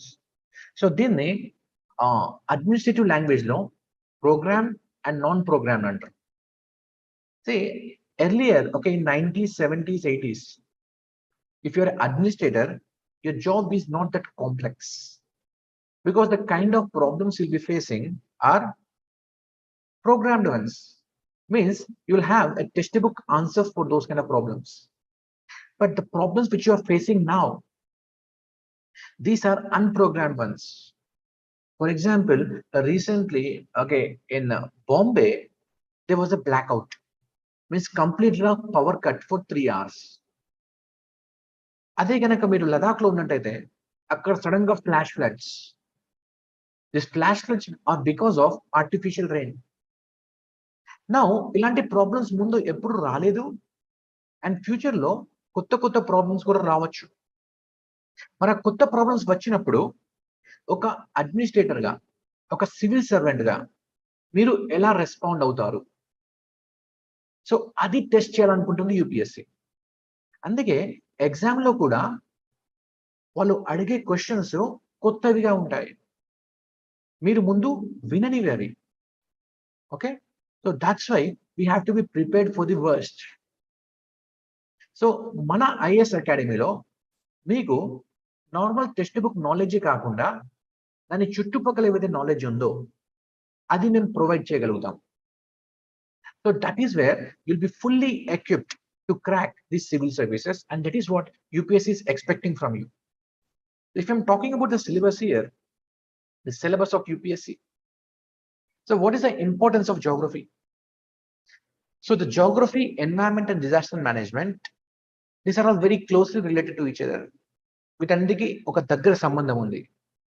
So ఈ సంవత్సరం prelims లో చూసినట్టయితే geography, environment ఈ రెండు సబ్జెక్టులలో కలిపి around 30 to 40 questions వచ్చాయి.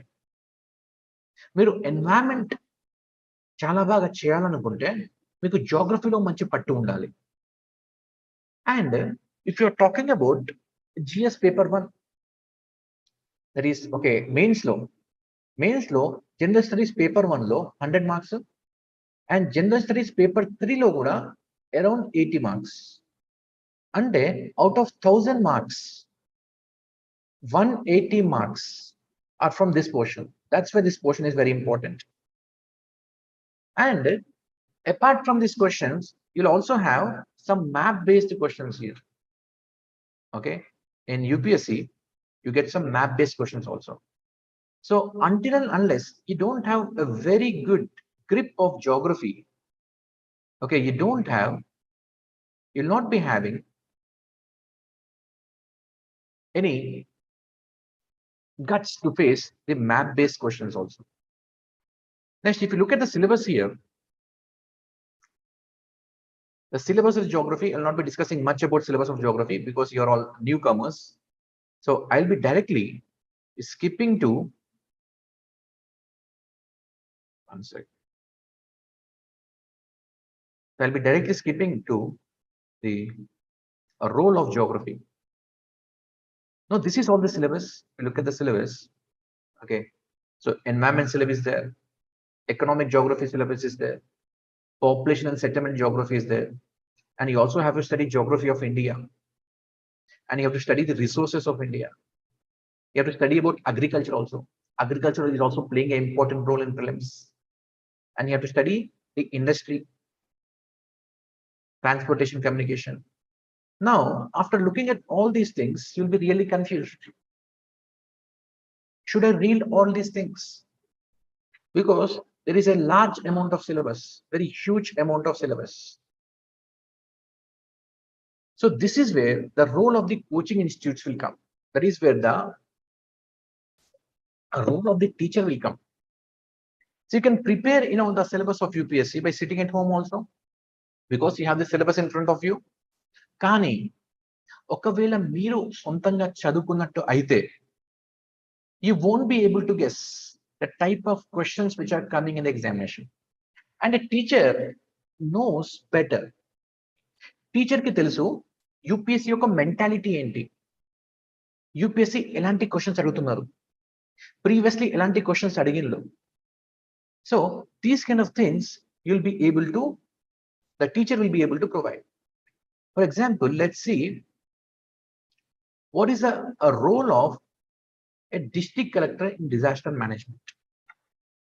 So when you become a district collector, so you'll be presiding over the meetings of disaster management committee. So district మొత్తంలో ఉన్న disaster management కి మీరే head గా ఉంటారు. So that's why, okay, having a knowledge of geography becomes very important. అంతేకాదు, ఇప్పుడు okay last year రాయలసీమలో చాలా ఫ్లడ్స్ వచ్చినాయి. ఓకే, ఇప్పుడు కూడా okay in June and July చాలా ఫ్లడ్స్ వస్తాయి, వరదలు వస్తాయి. వరదల సమయంలో ఒక ఐఏఎస్ ఆఫీసర్ చాలా ఇంపార్టెంట్ రోల్ ప్లే చేయగలుగుతారు. ఓకే, ఫర్ ఎగ్జాంపుల్ కొన్ని కేస్ స్టడీస్ ఉన్నాయి. కేరళలో ఫ్లడ్స్ వచ్చినప్పుడు these 2 women IAS officers, they played a very important role, okay, in mitigating the disaster. So మీకు geography knowledge ఉన్నట్టయితే మీరు జాబ్ లో వెళ్ళిన తర్వాత కూడా చాలా మంచిగా పర్ఫామ్ చేయగలుగుతారు. ఎందుకంటే మీకు geography తెలిసినట్టయితే మీకు ఎత్తైన ప్రాంతాలు, లోతైన ప్రాంతాలు చాలా బాగా తెలుస్తాయి. అండ్ మీరు ఆ ప్రాబ్లమ్ ని చూసే కోణం కూడా చేంజ్ అవుతుంది. బికాస్ geography మీకు అలాంటి ఇన్సైట్స్ ఇస్తుంది మీ జాబ్ లో కూడా. సో మీరు జాబ్ లో ఎంటర్ అయిన తర్వాత కూడా if you want to be okay, if you want to get good medals, if you want to get good recognition, if you want to be called as a good civil servant, then you need to have understanding of the geography. Is one of the very important subjects.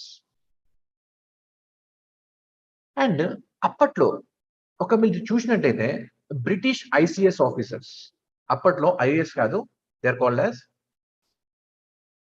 ICS officer. ICS అంటే Indian civil service. Indian civil service officer కి ఒక గుర్రం ఇచ్చేవారు. అంటే గుర్రం మీద officer పర్యటన చేసేవారు. మొత్తం దేశం మొత్తం, అట్లీస్ట్ తన డిస్ట్రిక్ట్ మొత్తం పర్యటన చేసేవారు గుర్రం మీద. ఎందుకు?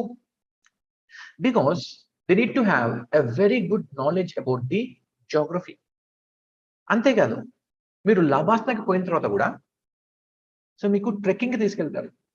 మీకు కొండలు, లోయలు, you will be okay given a total Bharat Darshan.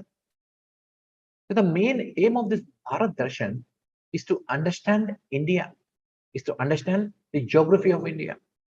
So this picture is of Labasna. When you go to Labasna, you'll be trekking in the mountains, you'll be trekking in the Himalayas. So those kind of memories you'll have when you go to Labasna. So there you understand the geography. Now, ee picture ganaka chusinattaithe meeru, these are called as Humdis.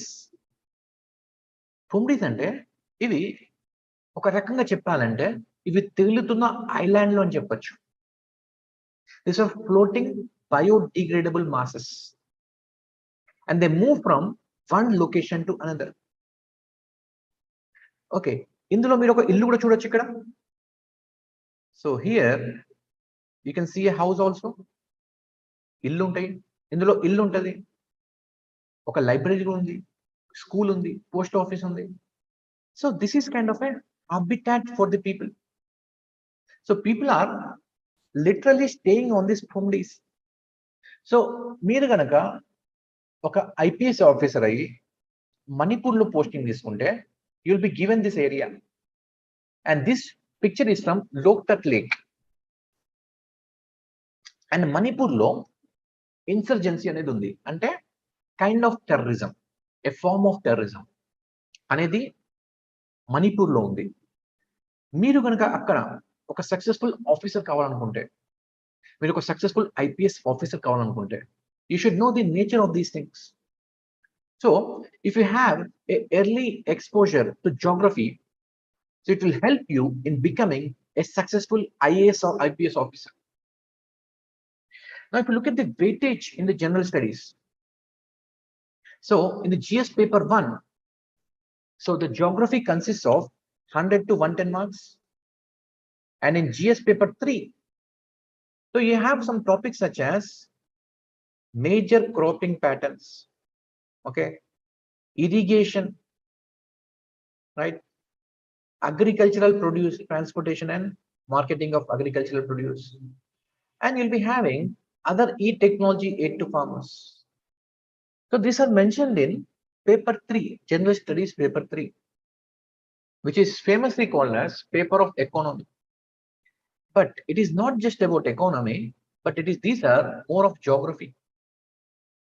Now if you take the other parts of the syllabus of GS paper 3, so you have so many issues associated with the farm subsidies, means indirectly farming and all, PDS, public distribution system, buffer stock food security, and economics of animal rearing. So these kind of things are very much related to geography. So if you understand the geography very well, then you'll be able to understand these kind of things also. Then in paper 3, you also have food processing and other industries over here. Now you see here, food processing industry, landforms in India. So if you want to understand these kind of things, then your understanding of the geography becomes more important.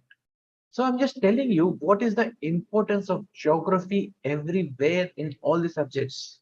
In fact, if you want to talk about infrastructure, energy, ports, roads, airports, etc., and regarding the environmental pollution, so geography is going to play a very important role. If you're taking general studies paper 3, 2020 paper, if you take, see the number of questions which have been asked in GS paper 3, because anyways in GS paper 1, you'll get 100 to 140 marks. Last year, it was 140 marks from geography itself out of 250. So look at the type of questions which are coming in GS paper 3 also. So they have asked about the major concerns in transportation and marketing of agricultural produce. This has come in economy paper, but agricultural produce is intrinsically related to geography. Ante indulo economic anna geography knowledge anedi chala important. Next, they asked about the food processing sector also. So again, they have asked about the income of the farmers. So these kind of things are related to geography, and this is pure environmental question, environmental impact assessment. Now, if you want to answer these kind of questions, you need to have good knowledge of geography. Now, you look at the other questions also. So they have asked about Jal Shakti Abhiyan. This is about water and water conservation. And they're asked about the cropping pattern. They asked about rice wheat success, okay, and how it is successful after green revolution. And they asked about irrigation. And they have asked about the energy from the sunlight and other conventional sources. And they have asked about National Clean Air Program. So all these are 2020 questions itself. Then they have asked about the recent measures taken by the government of India in disaster management. And even if you want to understand the internal security aspects, if you want to understand the internal security associated with Myanmar, Bangladesh, and Pakistani borders, you should know the geography of that region. Because the geography of Myanmar and India border is different from the geography of India and Bangladesh border. India-Myanmar border has a lot of forests and it's a hilly terrain. India-Bangladesh is completely plains and you have rivers. And India-Pakistan border, you have desert, you have agricultural fields in Punjab, and in Jammu and Kashmir, you have high mountains. So, if you want, even if you want to understand the questions related to internal security, you need to have a good knowledge of geography. Similarly, in the other years also, you can see the questions which are associated with geography. So in GS paper 3 also, the geography is playing a very important role. So finally, what I want to say here is that, so understanding geography becomes very important and it has got a very important role to play. So let me talk about the scope of the subject. So geography provides you with lot of creativity. What do you mean by creativity here? See, while you're writing the answer, you should not be writing answer in the mundane way, because it is ultimately you who is presented in front of the examiner. Your answer sheet will be going in front of the examiner. So answer sheet is everything. So there you have to come up with various types of creativity. So how you can ensure creativity? So you can come up with various Venn diagrams. You can come up with various flowcharts. You can come up with maps, etc. So geography gives you a lot of scope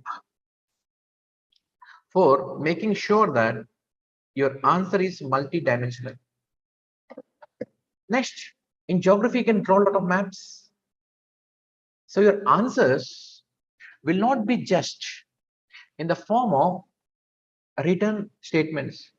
Means there's a saying, Kala Akshar Bhais Barabar. So maps గీయడం వల్ల examiner కి strain తక్కువ అవుతుంది. Maps లో మీరు అన్ని చూపించగలుగుతారు. So when you show the maps, the examiner will understand very easily. ఇప్పుడు మీ ఆన్సర్ షీట్ సెలెక్ట్ చేసి కరెక్ట్ చేసే వాళ్ళు ఎవరు ఉంటారు? They'll be old people. పాపం సోడా బొడ్డి అద్దాలు వేసుకొని, ఓకే, 60 పైన దాటి రిటైర్డ్ ప్రొఫెసర్స్ ఉంటారు. ఇప్పుడు మీరు మొత్తం అక్షరాలలో రాస్తే వాళ్ళకంత అర్థం కాకపోవచ్చు. దట్టు మీ హ్యాండ్ రైటింగ్ కూడా అంత బాగుండదు. సో మీరు కనుక మ్యాప్స్ గీసినట్టయితే, మ్యాప్స్ లో వాళ్ళు okay, they will not take much efforts. వాళ్ళ job will become very easy. So if you are making their job easy, then if you are helping them correct your answer papers, then they'll also help you in giving good marks. And geography is such a subject, you can come up with various flow charts. Flow charts ante dini valla idi avutadi, dini valla idi avutadi, dini valla it leads to this. So this way you can show a lot of connectivity between the things. Now next important thing is word limit. Word limit అంటే, C మీరు ఎవరైనా చాలా ప్రేమిస్తున్నారు అనుకోండి, okay, దానికి ఒక 1000 అక్షరాలు చెప్పినా కానీ సరిపోదు. బట్ ఒక్కొక్కసారి మీరు కళ్ళతో నవ్వండి, అది సరిపోతుంది. సో ఇన్ యూపీఎస్సీ ఎగ్జామినేషన్ మీరు ప్రెసైజ్ గా చెప్పాలి. You should not be taking many words. Whatever you want to say, it should be said in a very precise fashion. So that's why geography will help you in overcoming that word limit. For example, will 200 aksharalu means in 200 words you're trying to write something. But those 200 words can be put in the form of a map. మీరు map లో అవన్నీ చూపించేయచ్చు. So geography will train you how to present the answers in a precise way. For example, you have less time. మీ దగ్గర time తక్కువ ఉంది, మీరు ఎక్కువ questions attempt చేయాలి. మీ దగ్గర ఉన్న time half an hour and మీరు అటెంప్ట్ చేయవలసిన questions 5 questions. 5 questions 10 marks each. And మీకు హాఫ్ అన్ అవర్ టైమే ఉంది. సో తక్కువ టైంలో మీరు ఎక్కువ క్వశ్చన్స్ అటెంప్ట్ చేయాలనుకుంటే మీరు జాగ్రఫీలో నేర్చుకున్న టాలెంట్ ఏదైతే ఉంటో అది ఉపయోగపడుతుంది. ఎట్లా? జాగ్రఫీలో మీరు షార్ట్ కట్స్ నేర్చుకుంటారు. you'll learn how to make a pie chart. You'll learn how to make a flow chart. You'll learn how to make a map. So these kind of presentations will help you in other subjects to score more. And while you're doing the class, we'll also tell you the applied aspects from newspapers. మీరు నిన్న జరిగిన exam question paper కనుక చూసినట్టయితే అందులో you wouldn't have come across these questions in any textbooks, but you have come across these things in newspaper. మీరు news లో విషయాలు చూస్తారు కానీ అంత పట్టించుకోరు. ఫర్ ఎగ్జాంపుల్ నిన్న ఎగ్జామినేషన్ లో ఒక question, they have asked about the refugee settlements in Kenya, in Somalia, Ethiopia. So those things I have taught in the class. They are not part of the syllabus, but I have taught them because I thought that the UPSC will be focusing on these things also. That too, మీకు UPSC ఎలా prepare చేయాలి అంటే just examination purpose గా చదవద్దు మీరు. కొంతమంది ఎట్లా అంటే okay exam ఉంది కదా, ఓకే ఇంత సిలబస్ ఉంది, ఇది మేము చదివేస్తాము అనే ఒక దృక్పథంతో అనే ఒక ఇంటెన్షన్ తో చదువుతారు. అది యూపీఎస్సీకి పనికి రాదు. మీరు యూపీఎస్సీకి నిజంగా ప్రిపేర్ కావాలనుకుంటే you should B studying with the intention of gaining knowledge. Okay, then only you'll be able to clear prelims. ఒకవేళ మీరు ప్రత్యేకంగా ఎగ్జామినేషన్ కోసమే చదివినట్టయితే మీ దగ్గర ఉన్న ఎన్సీఆర్టీస్, మీ దగ్గర ఉన్న టెక్స్ట్ బుక్స్, మీ దగ్గర ఉన్న కరెంట్ అఫైర్ బుక్లెట్సే చదువుతారు. కానీ మీకు ఆ ఎక్స్ట్రా క్యూరియాసిటీ ఉండాలి. ఇప్పుడు ఇథియోపియాలో యుద్ధం జరిగినట్టయితే, యుక్రెయిన్ లో యుద్ధం జరిగినట్టయితే పాపం అక్కడి ప్రజలు ఎక్కడికి పోతారు అని మీకు ఒక కన్సర్న్ ఉంటే, అని మీకు ఒక ఎంపతి అనేది ఉంటే, you will automatically learn the countries which are surrounding Ukraine. ఇప్పుడు నెట్ ఎగ్జామినేషన్ లో ఒక క్వశ్చన్ అడిగిండు, which of the following countries are surrounding Afghanistan అని. ఎందుకు అడిగిండు? బికాస్ ఆఫ్ఘనిస్తాన్ లో అప్పుడు తాలిబాన్ రూల్ ఉంది, and the Talibans are what intolerant towards Hazaras, Kazakhs. So these are the other ethnic groups in Afghanistan. ఇప్పుడు తాలిబాన్ లో ఊచకోతలు పోస్తూ ఉంటే మిగతా ఎథనిక్ మైనారిటీస్ మీద పాపం మీ ఎథనిక్ మైనారిటీస్ ఎక్కడెక్కడికి పోతారు అని మీకు ఒక ఆలోచన విధానం ఉండాలి. అండ్ ఇలాంటి ఆలోచన విధానాన్ని మేము టీచర్లము మీ మైండ్ లో పెడతాం. So it is not just the information, it is not just the material which is important. The way in which you should be thinking is more important. ఒకవేళ మీరు సివిల్ సర్వీస్ ఆఫీసర్ అయినట్టయితే మీరు ఎలా act చేయగలగాలి, మీకు ఎలాంటి empathy ఉండాలి, మీకు ఎలాంటి కన్సర్న్స్ ఉండాలి, all those things are being tested in this examination. అంటే సివిల్ సర్వీసెస్ ఆఫీసర్ అయ్యే ముందు కావాల్సిన నాలెడ్జే కాదు, సివిల్ సర్వెంట్ అయిన తర్వాత కూడా ఆఫీసర్ ఎలా ఉండాలి అని టెస్ట్ చేస్తున్నారు ఇక్కడ. ఇవన్నీ టెక్స్ట్ బుక్స్ లో ఉండవు, మీరు చదివే బుక్స్లలో ఉండవు ఇవన్నీ. ఒకవేళ మీరు ఓకే చదవాలనుకున్నారు అనుకోండి, ఆఫ్ఘనిస్తాన్ చుట్టుపక్కల కంట్రీలు ఏందని, then you should also know the countries which are surrounding Bangladesh, countries which are surrounding Vietnam, countries which are surrounding Burkina Faso. ఎందుని గుర్తు పెట్టుకుంటారు? ఇలా గుర్తు పెట్టుకోలేరు until and unless you don't have the intention, okay, of empathy, that concern. So you won't be able to remember these kind of things. So that is where our role will come, because we understand the mentality of UPSC, in which direction the UPSC is thinking, because we keep interacting with various officers, the people who are in the service, etc. So we know what kind of thinking is going on. What is the process of thinking in the government or administration? So based on that, we'll be able to mend your base. We'll be able to change your thinking pattern. So that is where our role will come. So we'll be able to tell you the applied aspects in newspaper. So newspaper lo event vachindi, in news vachindi, దీని చుట్టుపక్కల ఉన్న current affairs ఏంటి, UPSC ఇంకా ఎలా questions అడుగుతారు అని మేము focus చేయగలుగుతాం. And will also give you the case studies from Yojana. ఈ జనరేషన్ వాళ్ళకి తెలిసి ఉండదు, యోజన కురుక్షేత్ర మ్యాగజైన్స్ వస్తాయి, చాలా మందికి మ్యాగజైన్స్ తెలిసే ఉండదు. And there is for specifically geography, there is a magazine called as Geography and You. So we'll be extracting the material out of this magazines and giving it to you. So you will have a full-fledged preparation.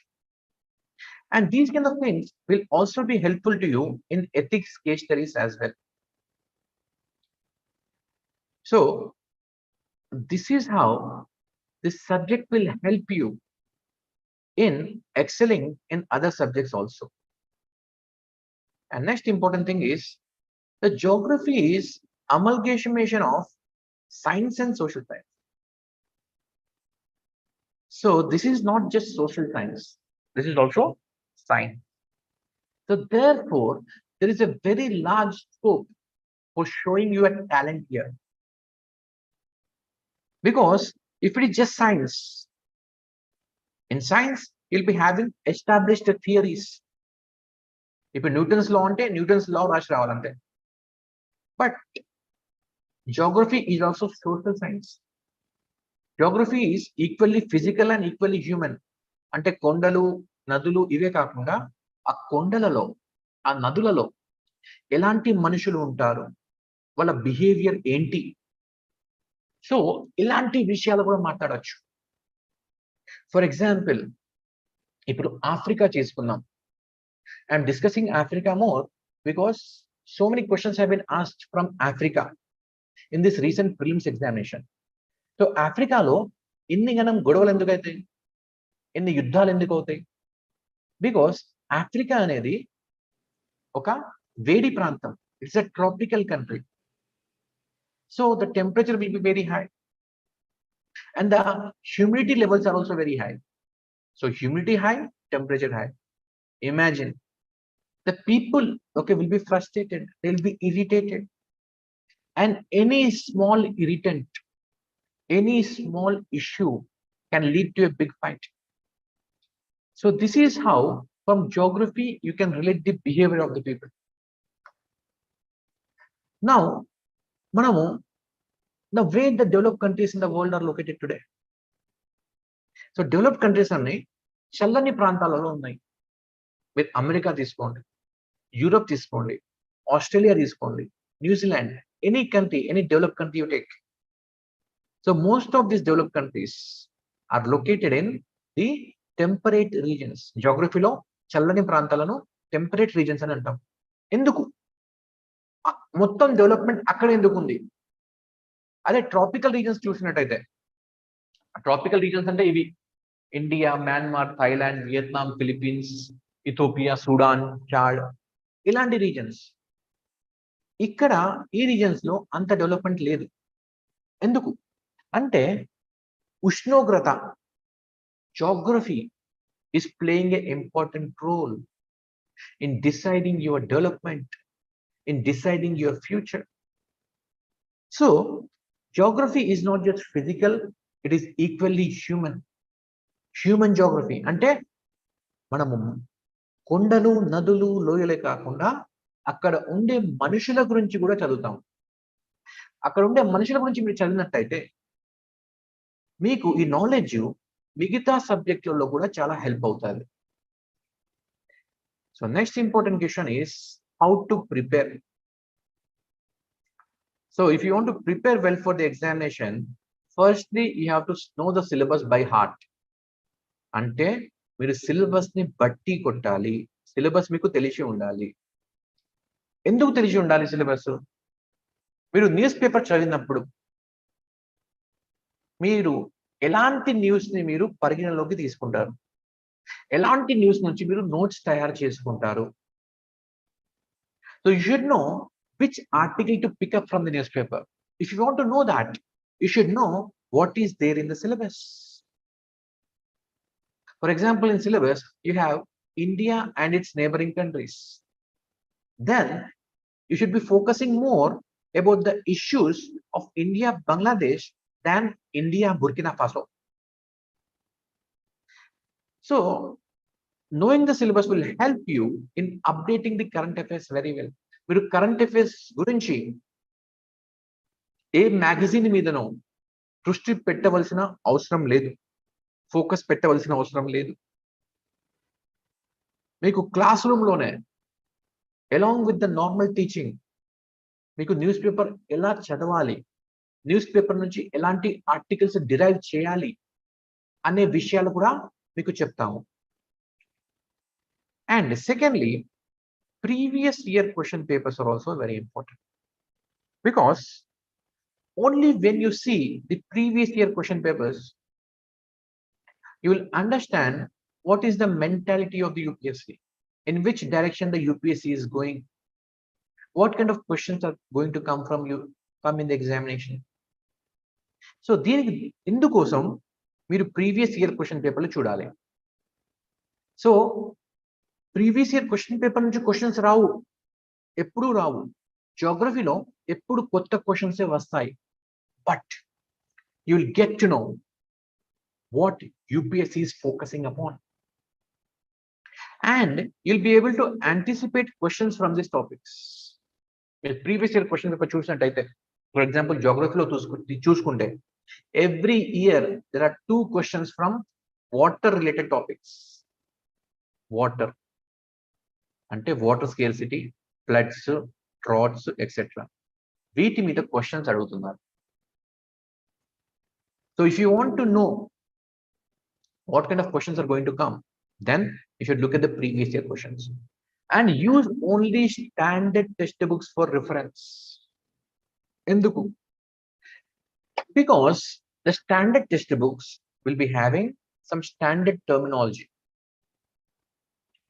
So in examination, you should be writing that terminology only.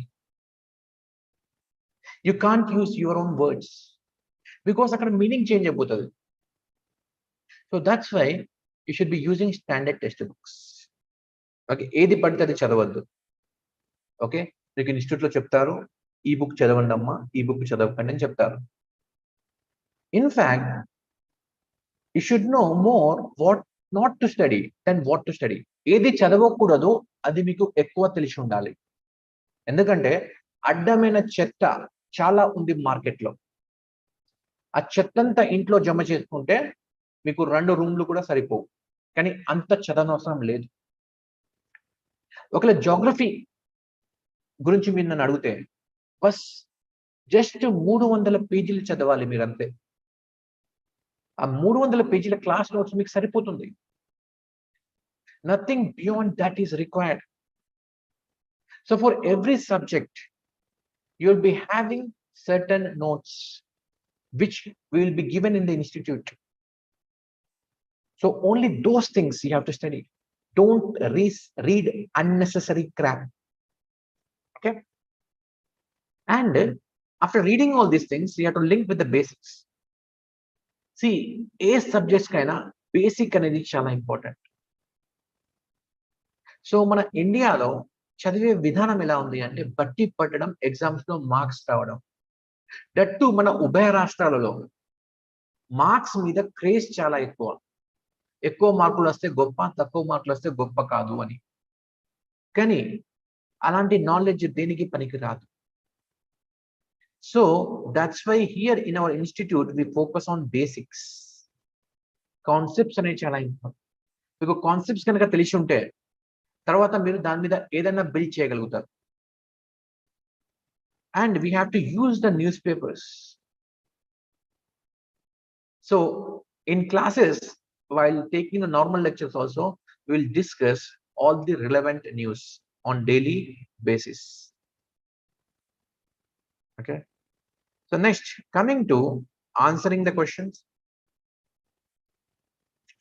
So, మీకు syllabus ఏ కాదు, మీకు class room లో answer ఎలా రాయాలి అది కూడా చెప్తాము. So answer లో ఎలాంటి ఇంట్రడక్షన్ ఉండాలి, బాడీ ఎలా ఉండాలి, కంక్లూజన్ ఎలా ఉండాలి, ఎలా రాస్తే ఎక్కువ మార్కులు వస్తాయి, సో ఇవన్నీ చెప్తాం. అదే కాకుండా మీరు మ్యాప్స్ ఎలా యూజ్ చేయగలగాలి, and how you can become innovative, and how you should be linking the current affairs, okay, and use them as a case studies. So syllabus should be in the mind so that you can contextualise the news. ఏదైనా news ఉంటే దాన్ని ఎలా use చేయగలుగుతాలి. For example, nowadays we talk about Ukraine Russia war and Indialo inflation. Okay, I don't know what is the word in Telugu. I'm very sorry, my Telugu is very poor.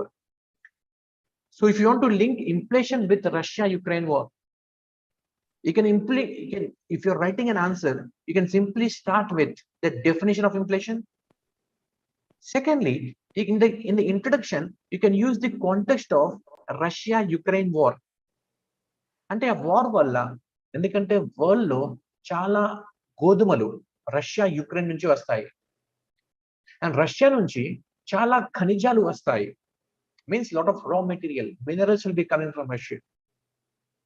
Because of the war, the ships are unable to get out of Russia and Ukraine.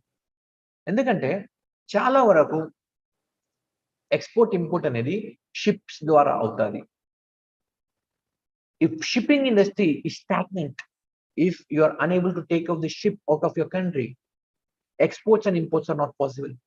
So when exports imports are not possible, then you won't be able to, okay, provide the supply chains. So world of supply ganaka ledante avute vaati dharalu perugutayi.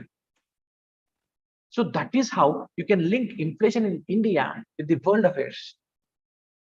So here in our institute, we will be contextualizing. So world affairs ni మీరు ఎలా use చేయగలుగుతారు with contemporary examples. Because మీరు, if you are using only the textbook examples, you will not get more marks. You should convey to the examiner that you know something extra, you have brains, you can apply all the things. So that kind of training will be given to you. I think I had my time. Thank you. So if you are having any further questions, you can ask me. So my session is over. So whatever I wanted to tell you. Okay. So I'll be taking questions also. So Bhukya Mohan is asking me standard book for geography for UPSC CSE for Telugu medium students. Okay. Standard books. Okay. You're asking about standard books. So regarding the standard books, I'll tell you the standard books here. So as far as geography is concerned,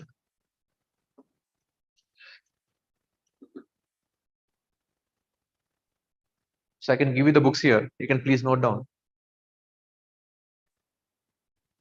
I hope this is visible to you. Is the screen visible?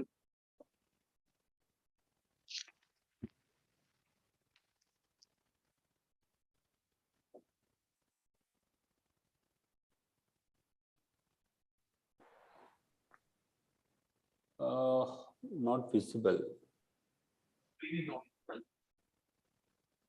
Not visible. Otherwise, you can type it on shared screen. Okay. You can type it on the shared screen, like annotations. You can choose annotations there. You can type it text. Okay, fine.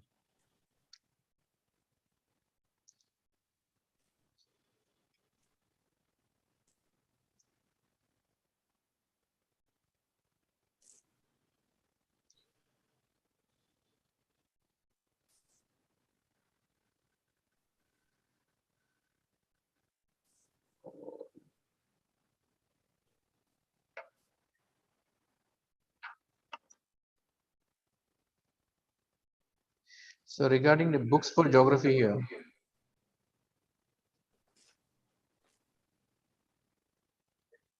one sec.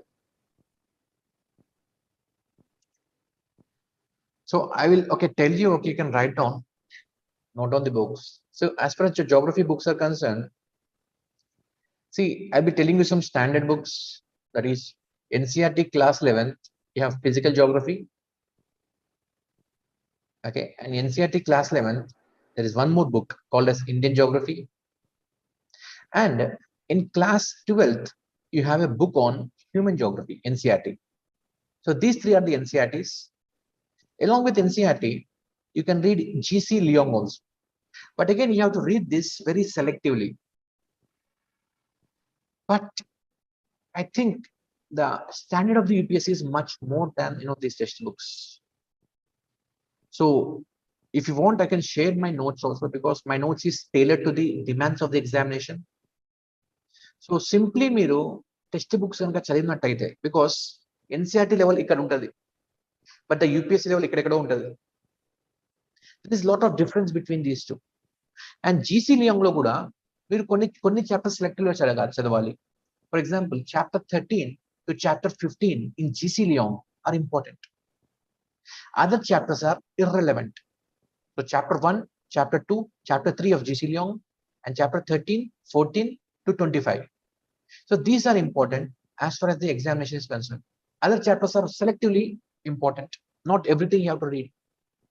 So then ముందు నుంచి చెప్పేది ఏంటంటే, మీకు ఏది చదవకూడదో ఎక్కువ తెలిసి ఉండాలి. So అడ్డమైన చెత్త చాలా ఉంది మార్కెట్లో. So I can't tell you at one go what you have to study, what you can't study. ఒకవేళ మీకు బుక్స్ గురించి తెలుసుకోవాలి అనుకుంటే, you can come to our institute, కూర్చోండి మాతో పాటు. మీకు గంట సమయం ఇస్తాము, అందులో మీకు చెప్తాము, అమ్మ ఇది చదవండి, ఇది చదవకండి అని. మీరు ఈ బుక్స్ కనుక మా దగ్గర తీసుకొచ్చినట్టయితే మీకు మార్క్ చేసి ఇస్తాము, ఇది చదవండి, ఇది చదవకండి అని. So should I tell you the books names again? So NCERT class 11 physical geography, NCERT class 11 Indian geography, NCERT class 12 human geography, and GC Leong. So I'll be sending these book names to Ravi sir. Ravi sir నుంచి మీరు ఈ list తీసుకోండి. Okay, మీకు కావాలంటే notes కూడా పంపిస్తాను, no problem. But notes తోని problem ఏంటంటే, మేము టీచ్ చేసే విధానం సంవత్సరంకి చేంజ్ అవుతుంది. So the teaching method will not be the same every year. It will keep on changing every year, because the things which are relevant in past year may not be relevant this year. And since the UPSC pattern is changing every year, so we also have to innovate ourselves. So we also have to come up with new things. We also have to discover new things. So it will keep on changing. But anyways, even if you are not joining the coaching, మీరు coaching join కాకుండా కానీ మా దగ్గరికి వచ్చినట్లయితే మా help మీకు ఎప్పటికీ చేస్తుంటాం. So any other doubts you have, you can ask.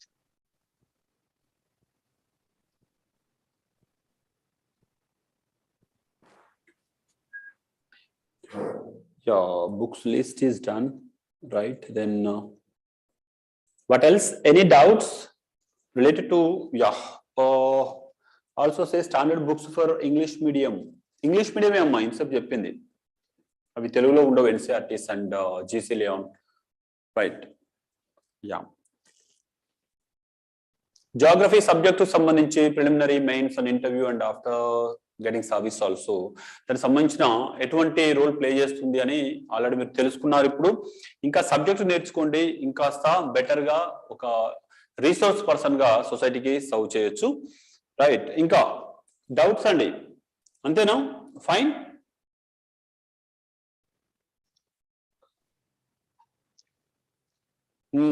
Geography optional ఇప్పుడున్న సిచ్యువేషన్ ఏంటి sir?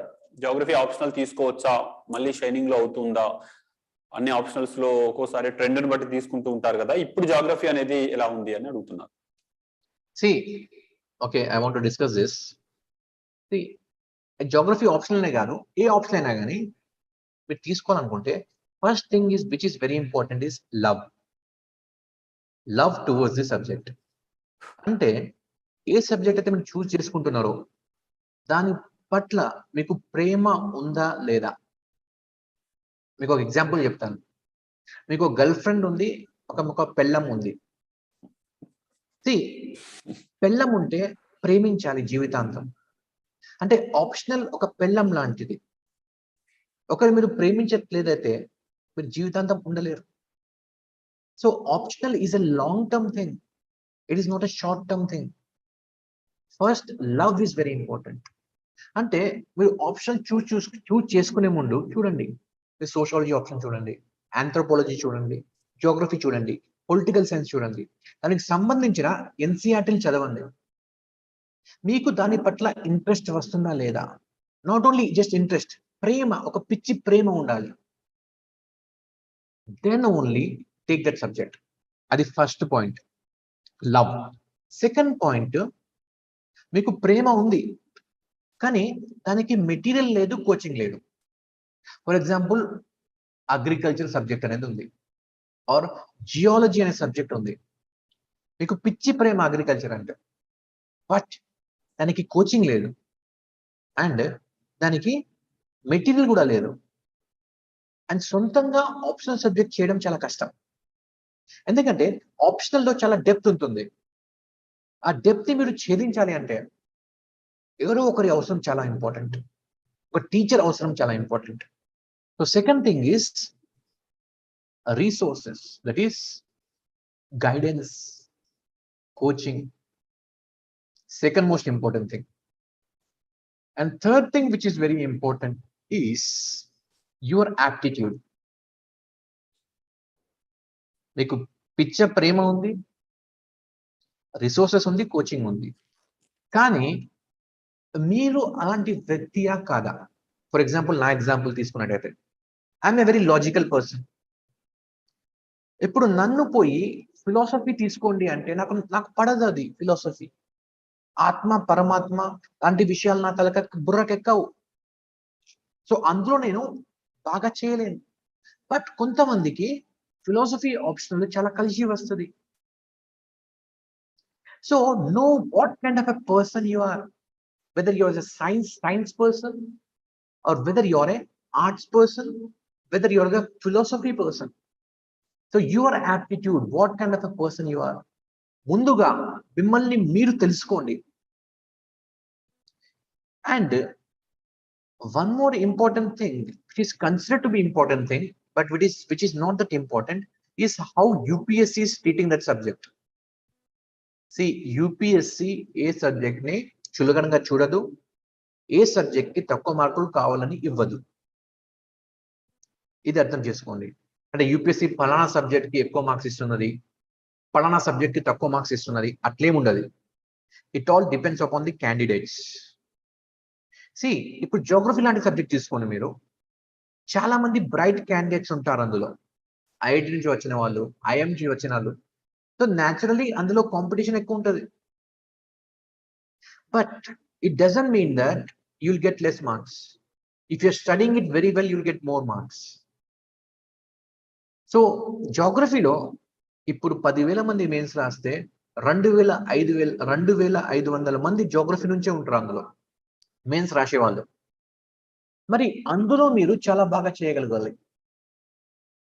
And the same situation is applied to PSIR also, and to anthropology also, to sociology also. So there are certain optional subjects where the competition is very high. ఒకవేళ మీరు అంటే తక్కువ చదివి ఎక్కువ marks రావాలి అనుకుంటే you can choose geology or you can choose agriculture as an optional subject.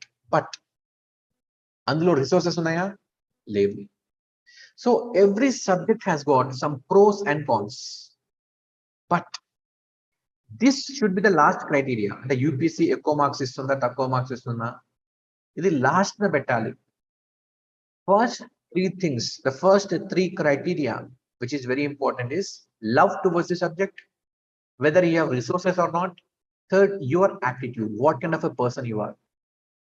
So if these three are satisfying, then don't think about the fourth aspect. Understood? If you're studying very well, even in geography, you can get very good marks. I myself have scored 310 in geography. So one of the highest in the country have scored because I love the subject and I would like to read the subject. Okay, understood? Any other doubt you have, you can ask.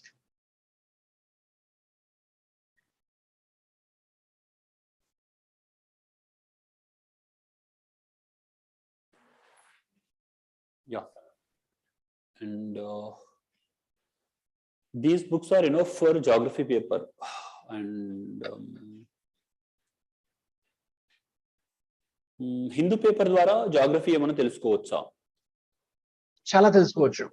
Okay, ఇప్పుడు మనము okay నిన్న వచ్చిన question paper చూసినట్టయితే అందులో around 10 questions are map based అంటే location based. ఇప్పుడు they have asked about the refugee settlements in Somalia, in Sudan, in Ethiopia. They have asked about the rivers. So ఇవన్నీ map based. So daily Hindu paper మీద చదివినప్పుడల్లా మీకు ఏ కొత్త location వచ్చినా కానీ మీరు ఏం చేయాలంటే అట్లస్ తీసి అందులో ఆ లొకేషన్ మార్క్ చేయాలి. మార్క్ చేసి రాసుకోవాలి.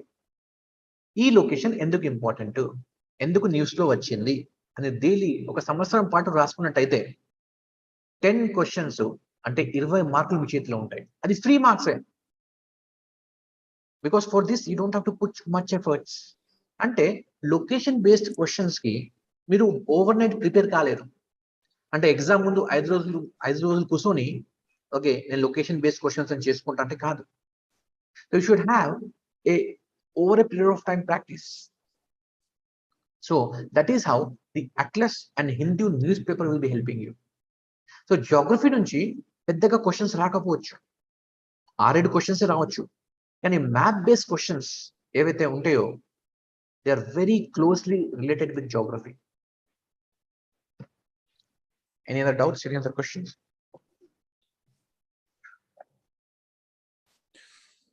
Venkatesh Kottapalli will tell you that in the classes. ఓకేనా, మీకు బుక్స్ లిస్ట్ అయితే సార్ చెప్పారు. మీకు ఈ బుక్స్ లో కూడా ఏది ఇంపార్టెంట్ టాపిక్ అనేది will be discussed in the classes. Okay, yeah, I think yeah we are done with this lecture.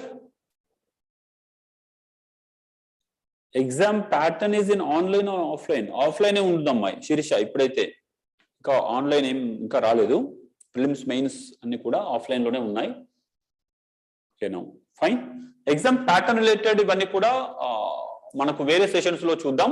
మేము ఆల్రెడీ నేను చెప్పాను ఎగ్జామ్ ప్యాటర్న్ ఎలా ఉంటుంది, ప్రిలిమ్స్ మెయిన్స్ ఇంటర్వ్యూ, దాని స్ట్రాటజీస్ టెక్నిక్స్ అన్ని చెప్పాం. మార్కులు ఎన్ని ఉంటాయి, టైం ఎంత ఉంటుంది. ఓకే, సబ్జెక్ట్ రిలేటెడ్ది మనం సబ్జెక్ట్ ఎక్స్పర్ట్ దగ్గర తెలుసుకోవాలి. టాపర్స్ వచ్చినప్పుడు వాళ్ళు ఏ విధంగా ప్రిపేర్ అయ్యారు, వాళ్ళ యొక్క మోటివేషన్ ఏంటి, వాళ్ళ హర్డిల్స్ ఏం ఫేస్ చేశారు, ఇవి తెలుసుకోవాలి. ఓకే, యా చలో, thank you sir. Gautam sir, thank you very much for sharing your valuable information and experiences. Yeah, thank you. Okay, thank you. Yeah, bye.